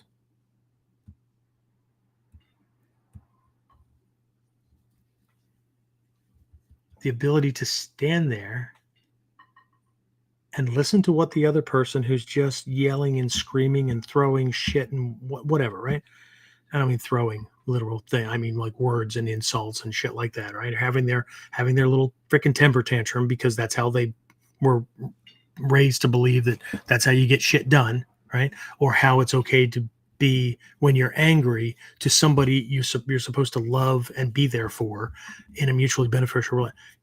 Either way, right? Yelling and screaming and whatever, and just you're listening. But there comes a moment where you just know it's right to go, finished? Feel better? No, be finished. Start to feel better. Because you're not helping. Okay. And if this is how you get things done, perhaps we need to reevaluate our relationship. Since I can't say that, that's not the way things are done. No, that's not the way you do things. And that's not being an arrogant ass either. That's wanting peace and a mutually beneficial relationship.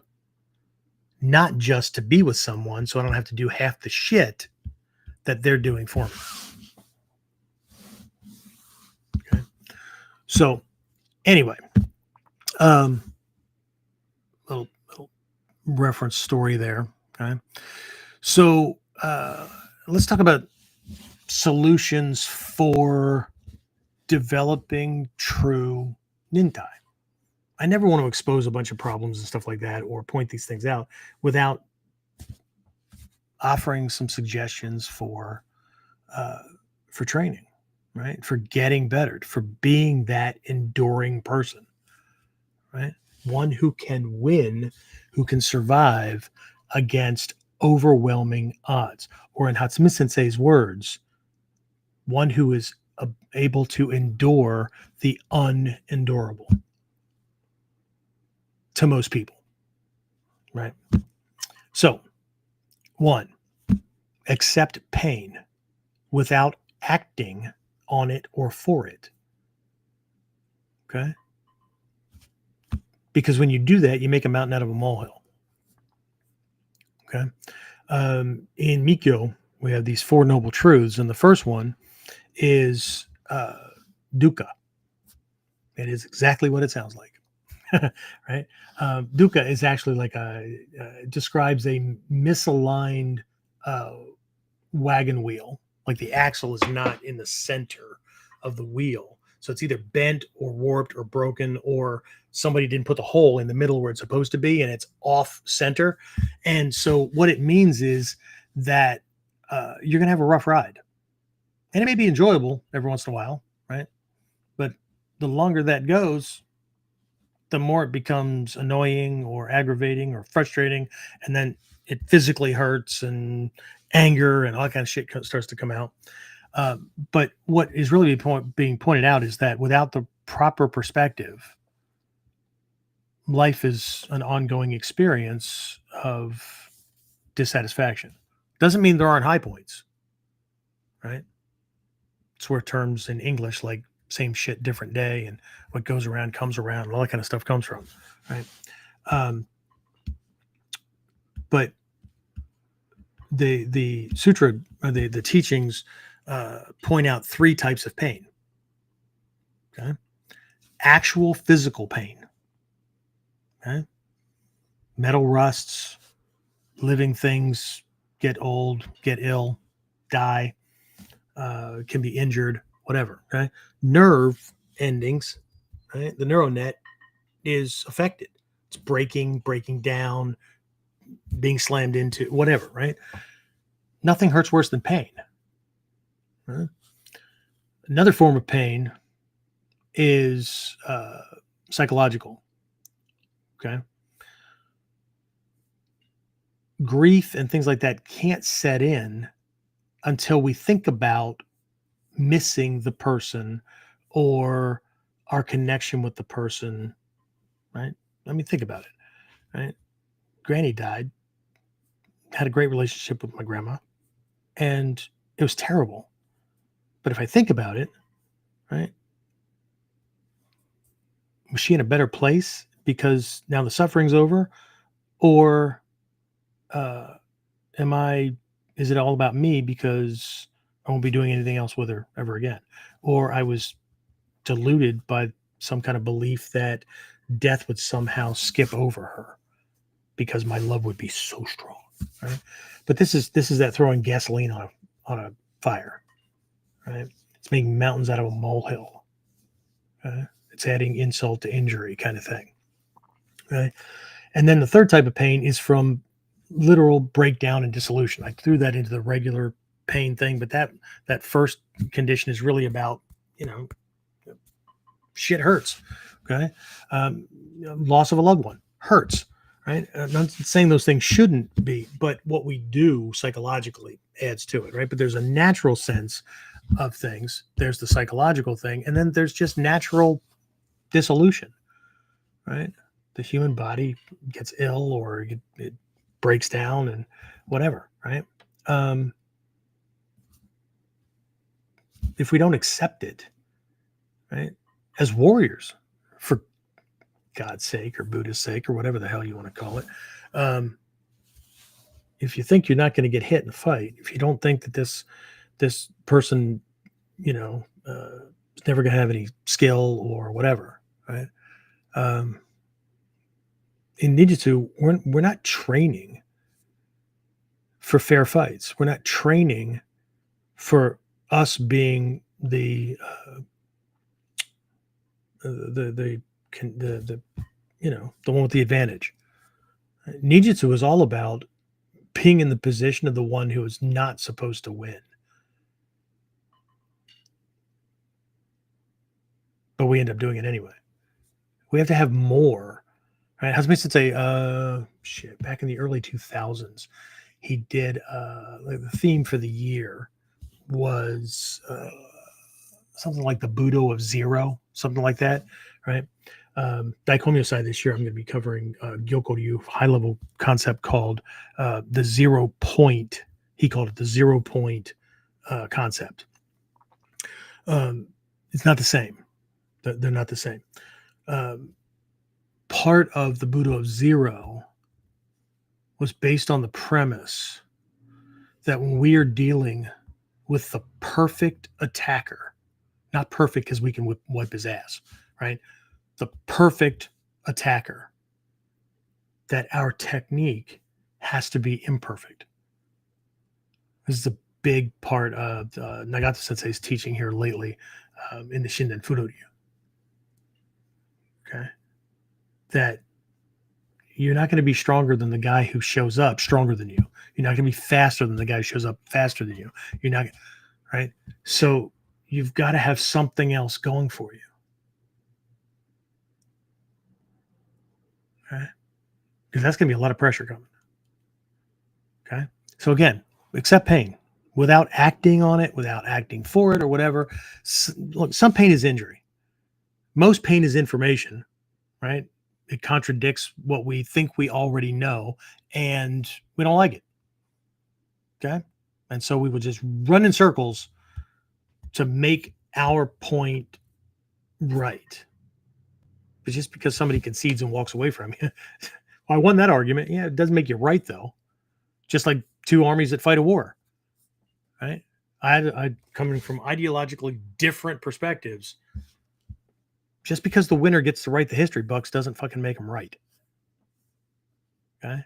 And what's important here is to learn the difference. 2. That was line number 1. 2. Train when you least want to. If it's comfortable, you're not growing. If it's comfortable, your system, the human being, is like one of the most adaptable creatures, entities ever created, developed, whatever. Our brains and our neurosystems adapt and develop to be able to handle stress and things like that, the more we're involved in it. Police officers, soldiers, all that kind of stuff, right? They don't think their way through these things. This is where that intuitive, broadened scope and all that kind of comes in, because the system becomes inoculated to or against stress. right? For that person, quick story, tail end of COVID, the mask mandates went away. And in all honesty, and this may piss off some people, the only reason why I wore a mask is so somebody didn't start some shit out in the street. Because I wasn't worried about anything after about week 3. Okay. It wasn't because of a belief system. It was because I have connections in the virology fields and all that kind of stuff, and was watching what was happening. Right. Not from a biased perspective. I was watching what was happening. Why was I concerned during weeks 1 through 3? Because they were showing fucking videos of people literally dropping in the street. Well, that's interesting. Anyway, so tail end of this thing, mask mandate went away. Taking my mom, I don't know, grocery shopping or to the doctor's office or something like that. And she comes out and she's got one of these surgical masks on, right? These medical masks. It's not on her nose, it's just on her mouth. And same latex gloves or protective gloves she's been wearing for, I don't know, the last 5 days. And I said, Mom, 2 things. One, you're not protected, nor are you protecting anybody else by only having that over your mouth. You're now breathing out of your nose, right? And she goes, well, I can't breathe with it on. I understand. Should we get you a different mask? Either way.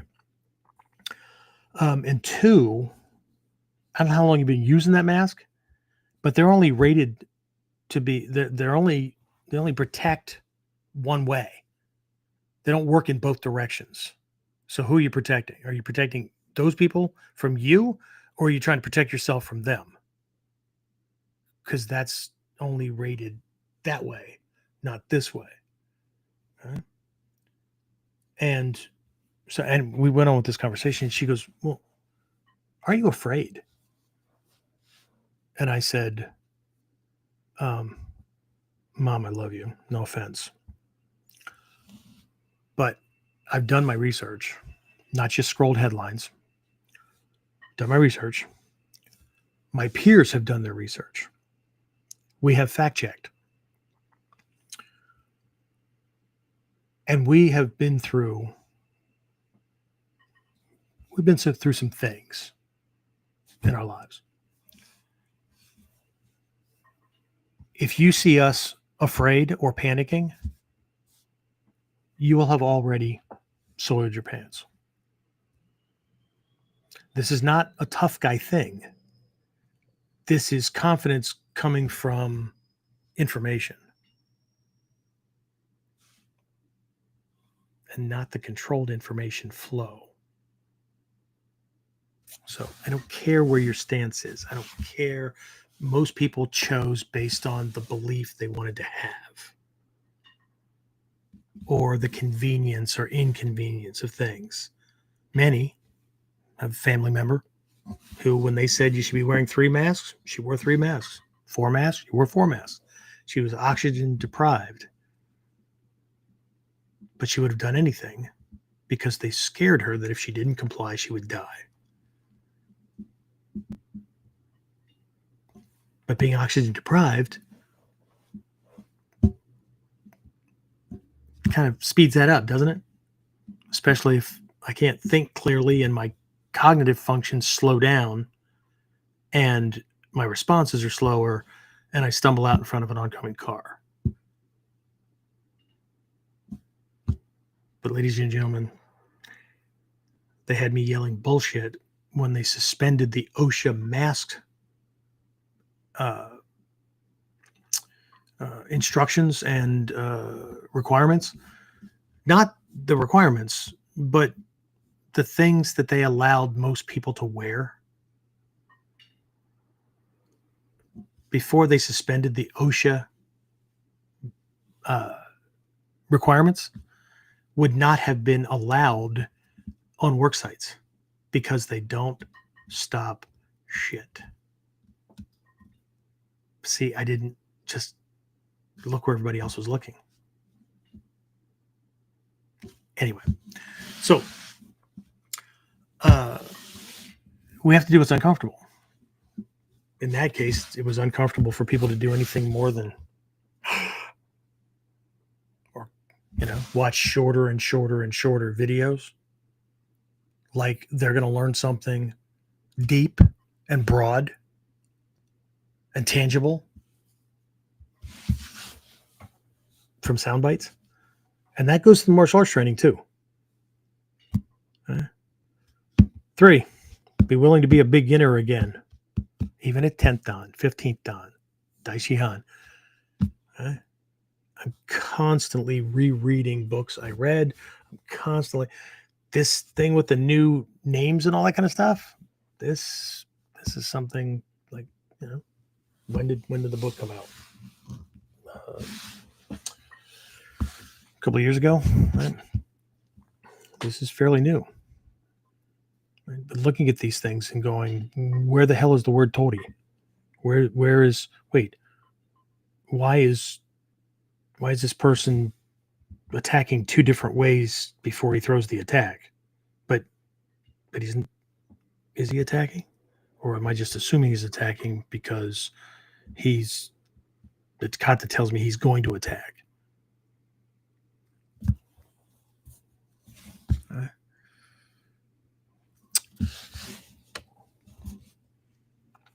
And let's do one more. Fight the ego that loves praise more than pressure. Part of ego's job is to protect you from bad shit. Bad shit that happened in the past. Bad shit that happened and you told it or told yourself. I don't ever want to think about that again, think about them again, have that happen again, whatever. Yeah, ego's like, go, pshing, don't look. Right? Its job is to convince you that you're right, operate as though you are, and make things comfortable. We need that function in our brain. Right? In Sanskrit, it's called the manas vijnana. Right? It's a discerning mindset. It's very, very, very small area that discerns me here from that thing over there, or this from that. We need that to navigate the world. But see, that discerning little thing that differentiates and judges and whatnot, it assumes itself God. We have to be careful, lest we be like everyone else. And if we wanted to be like everyone else, we wouldn't be studying something like Ninjutsu. Okay? And look, listen. Okay? Do you know how many people are leaving the Bujinkan right now or panicking because the new leadership finally implemented clear rank and time requirements? Why? Because now rank means something again. And those who bought it or rushed it are terrified they're going to be exposed. That's not perseverance. Right? That's reputation without relationship. That's rank without reality. Okay? You know what? I'll throw one more on here just to wrap it up. Let training be hard on purpose. Okay? Hatsumi Sensei taught the 3 traits or 3 characters of a ninja, right? They're in the first book that came out in English, the Ninjutsu History and Tradition, right? Myu Shinobu, the body capable of enduring, which gets harder the older you get, but you do what you do. Kokoro Shinobu, the mind capable of enduring, and Shiko Shinobu, the indomitable spirit, right? The perspective, the sense of self, right? But what came along with that, right? The most important thing, because all 3 of those are just 3 aspects of the same person, right? The same entity, was that your training for a ninja must be harder than anything that you will face out in the world.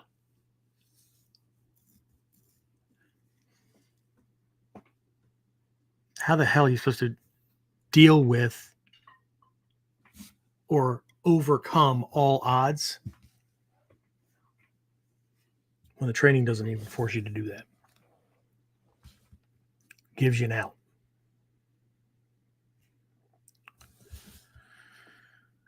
All right.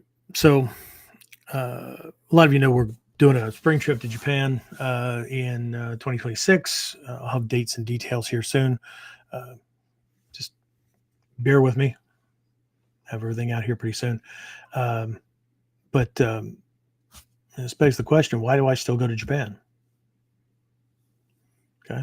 I put together trips to take students, not to take students. It's an invitation to go along with me. Right? And then it turns into a training trip and all that kind of stuff, right? But why? Right? With all the rank I have, with decades of training, with real world experience using this shit against bad people, why do I still go to Japan? It's not to collect rank. There is no more anymore. Right? It's not to collect approval. I go to collect no's from across the dojo. Jeff, no, I'll be over in a minute. I go to be confused. I go to be humbled. I go to train under people far better than me so that they can expose my misunderstandings, my errors, coordination problems, whatever. Who better to expose those things? What am I going to do? Ask the guy that's my peer? Hey, how's this look? Oh, it looks good to me. Ta-da! Right? That's how I end up filling up bunches of notebooks. Okay. It's kind of different than the one student that I asked him to not come back to the dojo when we were coming back from Japan. Right. In the heat of the moment, when he was pissed off because, see, he said he was going for training, but said he was going to, be exposed and to meet Hatsumi Sensei and all that. Yeah, but when he didn't get promoted, when his expectations weren't met, in one of his little fucking tirades, right? I asked him why he went. Why'd you come? Why'd you come to Japan? I came to be honored. What? He literally expected Hatsumi Sensei, I don't know, to give him a certificate or whatever, call him up in front of everyone. He's my guy. He was a Shodan. Okay. Not knocking the Shodan, I gave it to him. Well, he earned it. I didn't give it to him. But between getting Shodan and going on the Japan trip, 2 years passed. He'd been to class maybe 12 times. I know because we track attendance. I know. Why the hell would I act like we're actually running a school of education? Nobody else does it. Well, I don't give a shit what everybody else does. He was also pissed off because Hatsumi Sensei does the artwork and the whatever, right? And he asked for a tiger. And Soke painted him a big old fucking giant thing of Banpen Fukyo. Right? No surprises. Because that freaking trip was a huge surprise for him. It's perfect for him. I told him so. Every freaking Dai-Shihan that watched him over the course of almost 2 weeks, they were like, dude, that's perfect for you. Right? He was so upset. Right? But he had no clue that he embarrassed himself and me and the Bujinkan. Not just in the dojo, but in public too. Right? No clue. So self-involved, no clue. Right? He came to class, but he stopped learning a long time ago. Now he's a fifth dan. Came into the dojo to show me. You said I wouldn't make it. That's rank. I was talking about your progress and development. You can get whatever paper you want. He wasn't there to learn. He was there to be validated. The problem with folks like that is that around actual master teachers, this art sees right through that kind of shit. And that people may not quit the training, but they'll quit a teacher. And not because the teacher was blowing smoke or because the teacher hit, they hit kind of a max level for that teacher is, and they've outgrown them or whatever, and they go, no, I mean, it's just like people that change churches or whatever, right? Well, I don't believe what the minister was teaching. Okay, so you went someplace where they tell you what you want to hear. Interesting. That's what they do, right? Not getting rank. Classes are boring. I don't like the way he teaches. It tells me no too often or whatever, right? You do it in Japan. People would show up at Ishizuka Sensei's dojo for a class or four. And then you wouldn't see them. They didn't go back home. They just went to classes that weren't the same. Okay. Anyway, I got a big announcement to make here, but let's do this. Let's. Any questions, James? Did I lose James? Oh, there he is. Questions, comments, complaints? Oh, the only thing that came in was Alyssa J said, "Good evening." Good evening. Good evening. Or good morning, good afternoon, or good night, or whatever time it is when you're listening to this. Awesome. That's it? Okay, so big announcement with the evolution. Usually we don't get like disrespectful comments or anything like that, but one of the big things that we've been hearing over the years doing KUDEN, and I may do the same thing with Whiteboard Wednesday here, but let's one step at a time here. Is that the time doesn't work out, right, for people to be on live. Now, let's be very clear. I'm not carving 2 hours out 2 more times every week. Okay. But folks, they're having a problem because like this is, I mean, what's turning out to be like 8 to 10 p.m. Eastern time, right? And they live on the other side of the planet, right? People that contact me from Africa, India, all kinds, all over the place. And it doesn't work well. Even my friends in like Australia is actually like the harder one to hit. But then they also intend to catch up on the recordings. But again, life gets in the way. So there are now these features that we have access to where I can schedule replays. Announcements go out just like for the live kind of thing and whatnot. And now if I have the time, or if one of my guys have the time or whatever, we can be on and as the chat things come through and you can drop questions or comments or whatever, because it's just easier to check those than it is like all the comments and whatnot that can end up under some of these videos and some of the yahoos that leave comments. Last week's James, was it last week's episode where I said the traditionally or historically the primary battlefield was a literal battlefield, or it was roads where bandits roamed and shit like that, and today it's like the head and the heart? Was that last week? Yeah. So this yahoo just posted, well, that's dumb, right? So I normally don't respond to these, and with this one my response was just a bunch of ha ha ha kind of thing. And then I couldn't help myself. I said it gets worse. And then, I let it alone. So, cause but he's also one of these people. I did click on his profile thing and go, and he is a self-admitted troll, right? If you're here checking on me, it's probably because I randomly posted some bullshit on your video and stuff. And you're here to check me out. Oh, well, fantastic. So you're a professional time waster. Awesome. Anyway, so before we wrap, right, quick evolution notice, okay?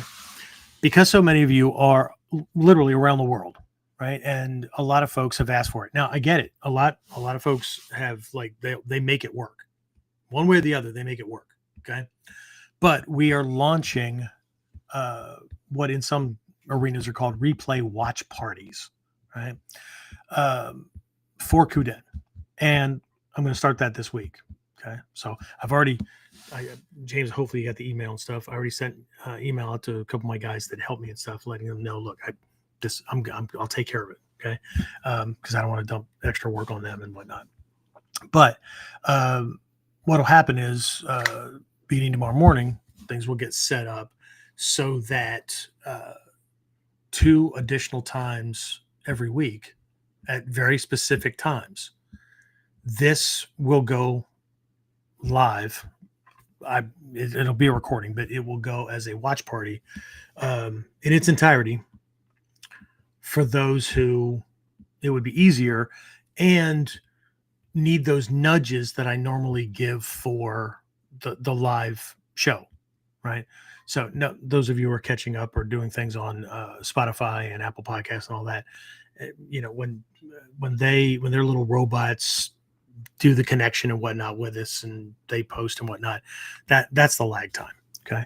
But if you're on our mailing list, if you are a subscriber or you follow us on Facebook, YouTube, whatever, you'll get things. And so what will happen is there will be another round of the reminders and about the topic and all that kind of stuff leading up to the watch party, whatever they're called in different platforms, the replay, just as if we were prepping for this one. Okay. So before I tell you what the times are and whatnot, the whole thing here is the live chat stays on, right? So you can ask questions, right? It'll just be easier for us to get those, right? Again, just like I said, I'll drop in when I can. If any of my guys have the extra time or whatever, they might be there just to check on things. But either way, it would be just like sending us a message by email or whatever within 48 hours on the outside. Usually it's 12 to 24. We respond to those kind of things, right? But the reason I wanted to do this is because this is going to be perfect for people who work shift, right? Evening shifts, right? So they're working and couldn't listen in based on their job or whatever, or rules on the job or whatever, right?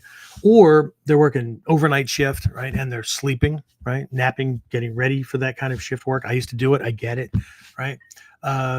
Students who want to connect and they're overseas, they're somewhere else on the planet, right? Or anyone who wants weekly accountability and tends to be hit and miss with the recordings, right? And so here's the thing. If you've wanted to train live with me, but the Monday nights just don't work, now you won't have an excuse in that direction. Right. So it's one of the ways I can use technology to kind of leverage myself without eating up more time that I don't have. My guys know, right? I'm constantly working on things. Currently working on 3 books: Daikomyosai, the Japan trip. I told you about the 4-article series. That's just 4 of the articles that I'm working on. And I'm about to start working on a relaunch of Ninja Mind, and it's going to get a complete revamping. So, and there's probably some other stuff in there I'm missing, right? So, the dates and times, okay? So this goes live Mondays at 8 p.m. Eastern, right? Replay number 1 will be Wednesday. No, I take that back. We're going to do that on Thursday. We're going to do Thursdays because Wednesday I have Whiteboard Wednesday. So Thursdays at noon Eastern, which would be 7 p.m., whatever CET is, and 3 a.m. Tokyo. So just calculate that out for where it would be if you're in the EU or you're in UK or Africa, somewhere on the continent, right? I'm sure there's 3-4 time zones across that, maybe more. And then the second one will be Saturday mornings at 9 a.m. Eastern. That'll be easier for me to kind of check in on because I teach classes from 9 to 11 those mornings. So it's nothing to have the laptop there, so I can just kind of check to see if any kind of comments come in. But that's 9 a.m. Eastern is 2 p.m. London, 10 p.m. Tokyo, that kind of thing. Just kind of figure out. I'm trying to cover the planet as much as I can. Right. So anyway, that's the big announcement about the next thing for KUDEN. And let's see, we are, last check before I actually jumped on this, we are 16 subscribers short of hitting the 7,100 follower, subscriber, whatever on YouTube mark. I think, 16, right? So grown quite a bit here since Terrence came on board a couple of months ago and started doing the shorter clips and whatever. But so again, like, share, subscribe, help us out, get to that next little point, because the better we're doing over there, the more there, and the other platforms as well, the more they will show the stuff or make it accessible or make it a suggestion or whatever for people that are looking for this kind of stuff. Well, how do they know that you're looking, Sensei? Because they track all of your shit. Okay. And if it's one of these sites that has access to your camera, they also track your eye movement as to how you go about looking at the information on any given page. Okay. So just saying. Okay. So again, if any of this resonated with you, even if it stung a little, good. And I don't mean that in a bad way, right? Growth doesn't come from comfort. Okay. If you're serious about perseverance and mastery, okay, here are 3 things that, again, I'd like you to do, but you do you. Okay. So 1, just like I said, like, share, subscribe to KUDEN. Help us grow the tribe of serious warrior protectors. Leave a review. Forward this episode to a friend. Okay. Join the KUDEN Circle. Right, it's the new name I just gave to the tribe a couple of weeks ago, almost a month ago. If you go to onlineninjaacademy.com/KUDEN podcast and you subscribe to the mailing list to get early notifications about these things and whatnot, I'm going to start dropping things in there, little extras that'll go out via email for folks that are in that group and whatnot. But we're now calling that KUDEN Circle. Okay. 2, check out one of my advanced level programs. Okay. So depending on what it is that you're trying to do, right? You could look at the Ninja Hachimon program, Ninpo Mastery, Ninpo Elite, or maybe, I don't know, maybe you don't know what you need at the moment, right? Or you're maybe upper, intermediate, or advanced levels, right? A bunch of my guys are in that kind of category. So they're not looking to go through the curriculum or whatever. They're looking to just deepen insights and all that. So check out Ninpo Masterclass or the Ninja Mind programs. And these are for people who are not dabblers, right? These are for people who are doers, right? And then again, you could always book a complimentary coaching call if you're feeling stuck or finally want to clarify clarity in your training. Schedule a complimentary session with me. Normally, these are quite expensive. We'll map out where you are, where you want to be, and if you want to work together, we can talk about that too. But either way, you'll walk away from that, or you'll come away from that coaching call with some next steps for a skill or 3, right? So anyway, the link is normally in the show notes and whatnot, but I don't know, James, if you can post that, that'd be awesome. And then again, just to kind of close out, right? Well, then I'll check for any last minute questions or comments. True perseverance is not about being unbreakable. I know I use those terms and whatnot, but it's not about being unbreakable. It's about being harder to break. Okay. And it's not just about sucking it up and going through, because some people just freaking close their eyes, put their head down and charge through, or they play the escapism route, right? Whew, man, I'm glad that was over. That's not perseverance. Okay. Oh man, I had to go through that thing and I'm glad it's over. But that's not perseverance. Okay. Perseverance is active and it's with purpose. Okay. Again, not about being unbreakable. It's about learning how to break and rebuild yourself stronger. When we're properly applying Nin-Tai, our ability to adapt, our resilience, our ability to spring back, right? And our level of stress inoculation just gets better and better. Okay. We rebuild ourselves stronger, quieter, and more purpose driven than anyone ever expected. Okay. So, what else? Anything else, James? Any questions, comments before I wrap this up? Chris Picken just asked, would being self-aware or self-critical be considered part of endurance? Self-aware and self-critical are not the same, dude. And when you say self-aware is too broad of a statement. It's too broad of a category, right? Self-awareness can be broken down into body awareness, right? Like tactile touch, or your different consciousnesses that go with sight and hearing and taste and those kind of things, right? Because your eyeballs are always working, right? In Japanese, that's called nekugan, naked eye. They're always on, even if you close your eyelids, right? They're always functioning, right? But they need light to bounce or go through the lens, hit the retina, get turned into an electrical impulse that goes to the brain. That turns into a chemical process, which fires another electrical storm.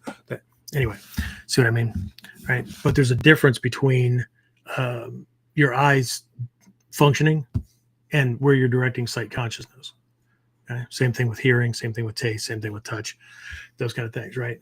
Understanding the condition your body's in, understanding Gyokoryu broke a lot of these things down, right? Hoho or Soko no Budo, understanding the legs and how your legs actually function, right?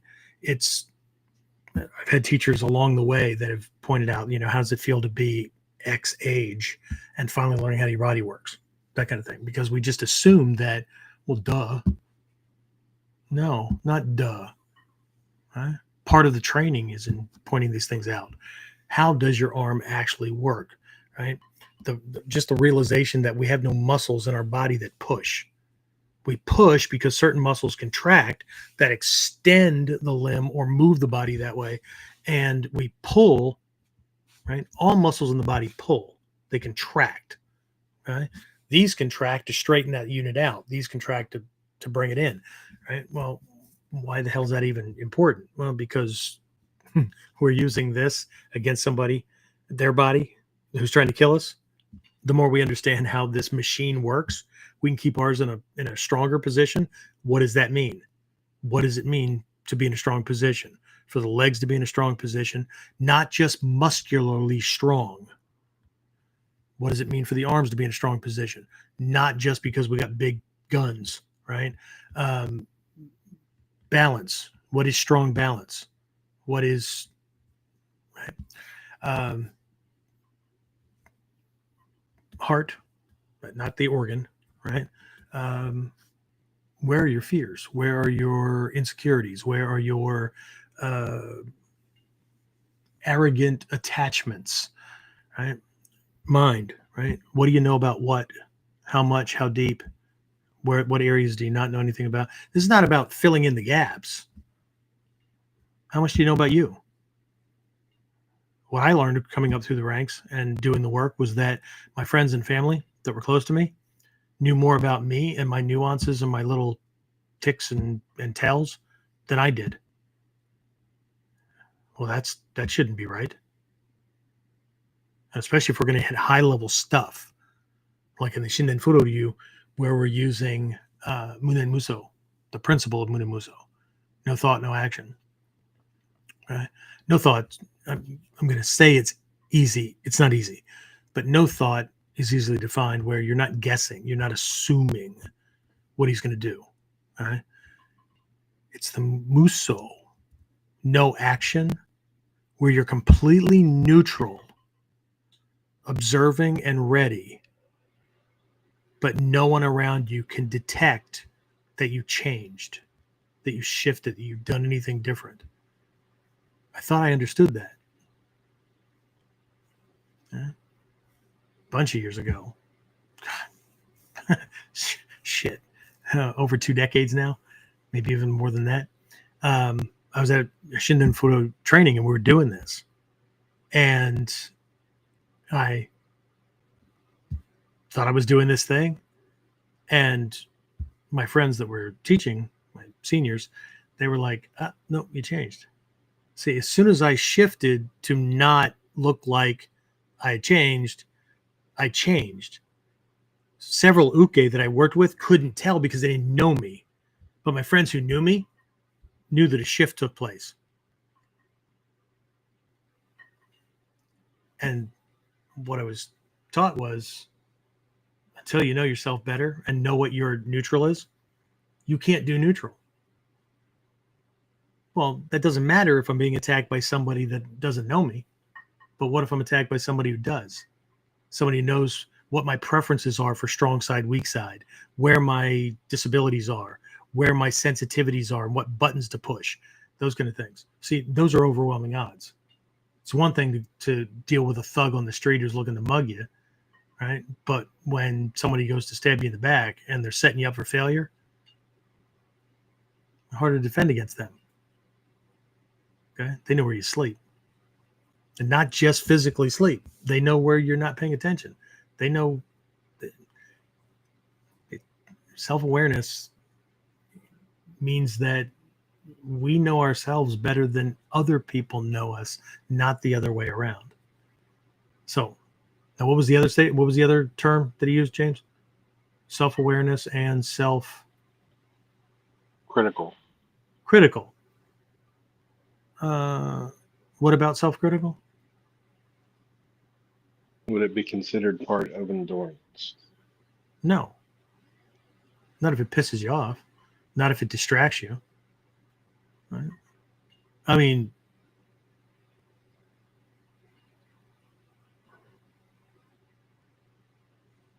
I guess it depends.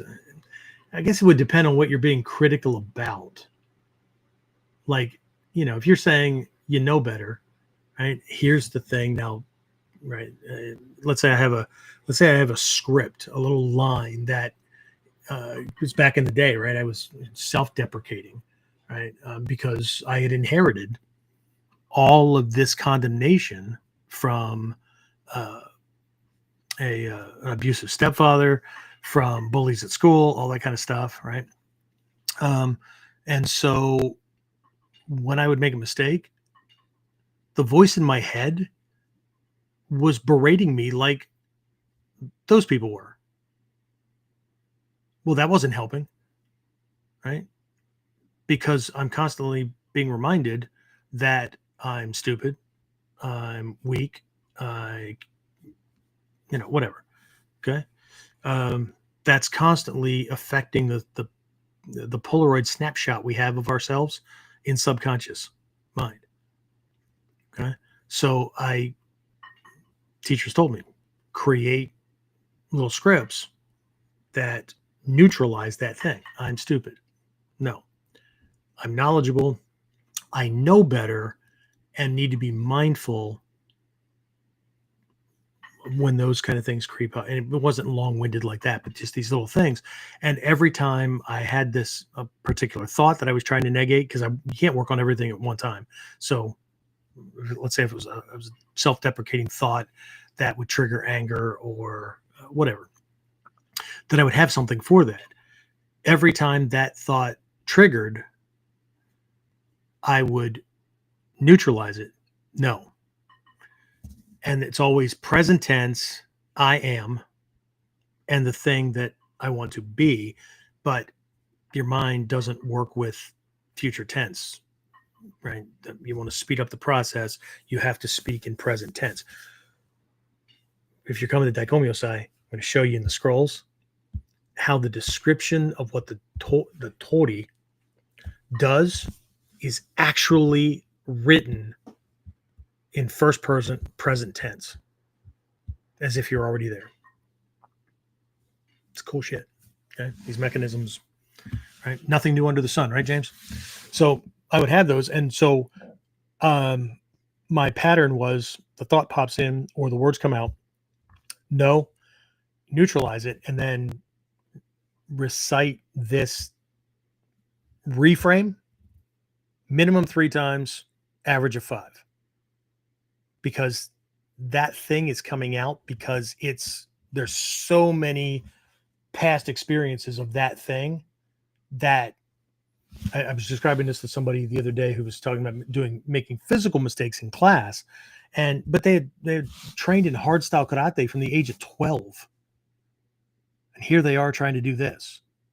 Well, shit, right? Every time they did that other move, that's one incident in subconscious storehouse.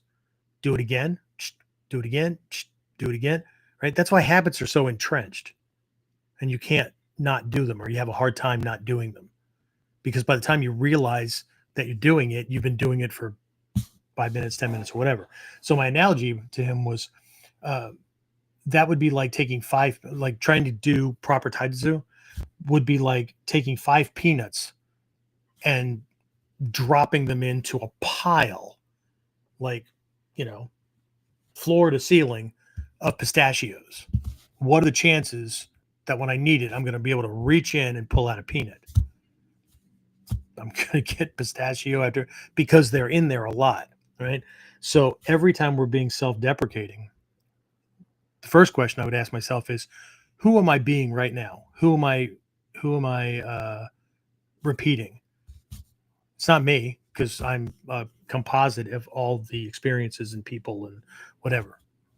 Okay. So who am I being right now? Right? Is this serving me? Okay. Is it making things better or worse? Okay. Me making myself feel like shit. How is that any different than anybody else making me feel like shit? Oh, it's different. Okay. Because you can't escape you. Right?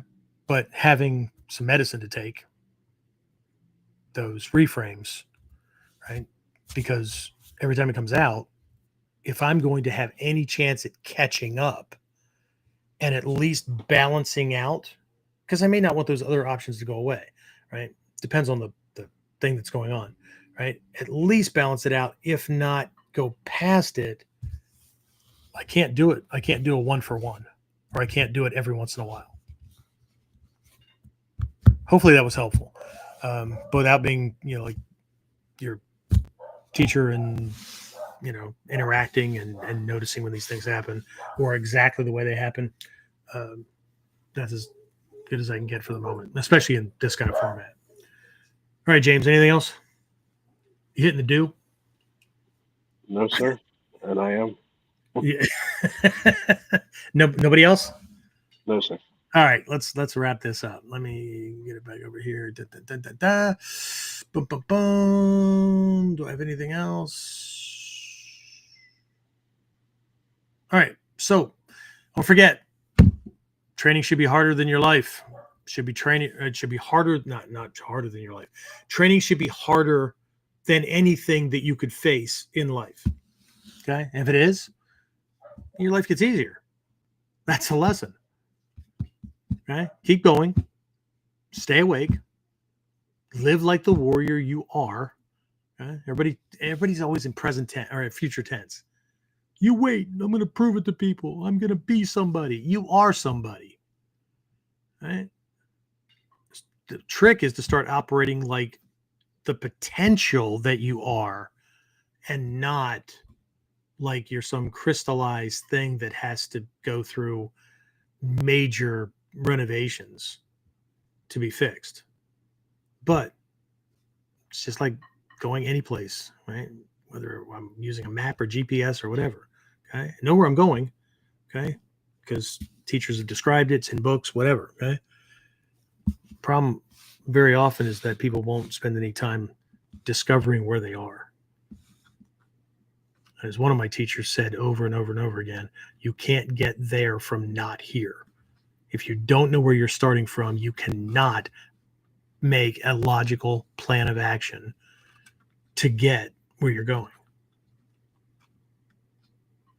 just hop in a car and drive around a whole lot and hope that you land in Burbank, California. I don't know. Okay. So anyway. So I will see you Thursday or Saturday if you're joining in the watch parties. If not, don't forget Wednesday, 3 p.m. Eastern, Warriors Whiteboard Wednesday. We're going to be translating this into shit you really have to persevere. We're going to be talking about physical pain, okay? Getting out of shit that is going to hurt no matter what, okay? Train smart. Train deeply. Stop focusing on just the moves. Okay. We're not being attacked every day physically, but we do need these skills every day. Okay. All right. James, as always, thank you, my friend. I appreciate it.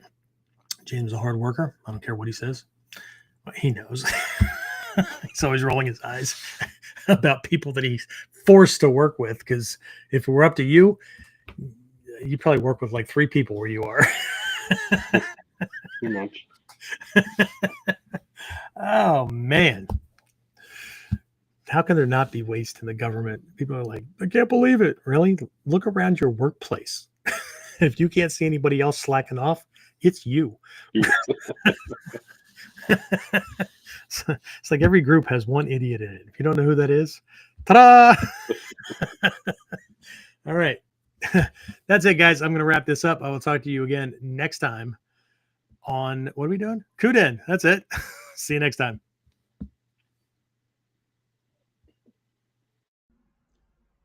Get more of KUDEN Radio, subscribe through your favorite podcasting site, or join our clan of serious modern warriors at onlineninjaacademy.com.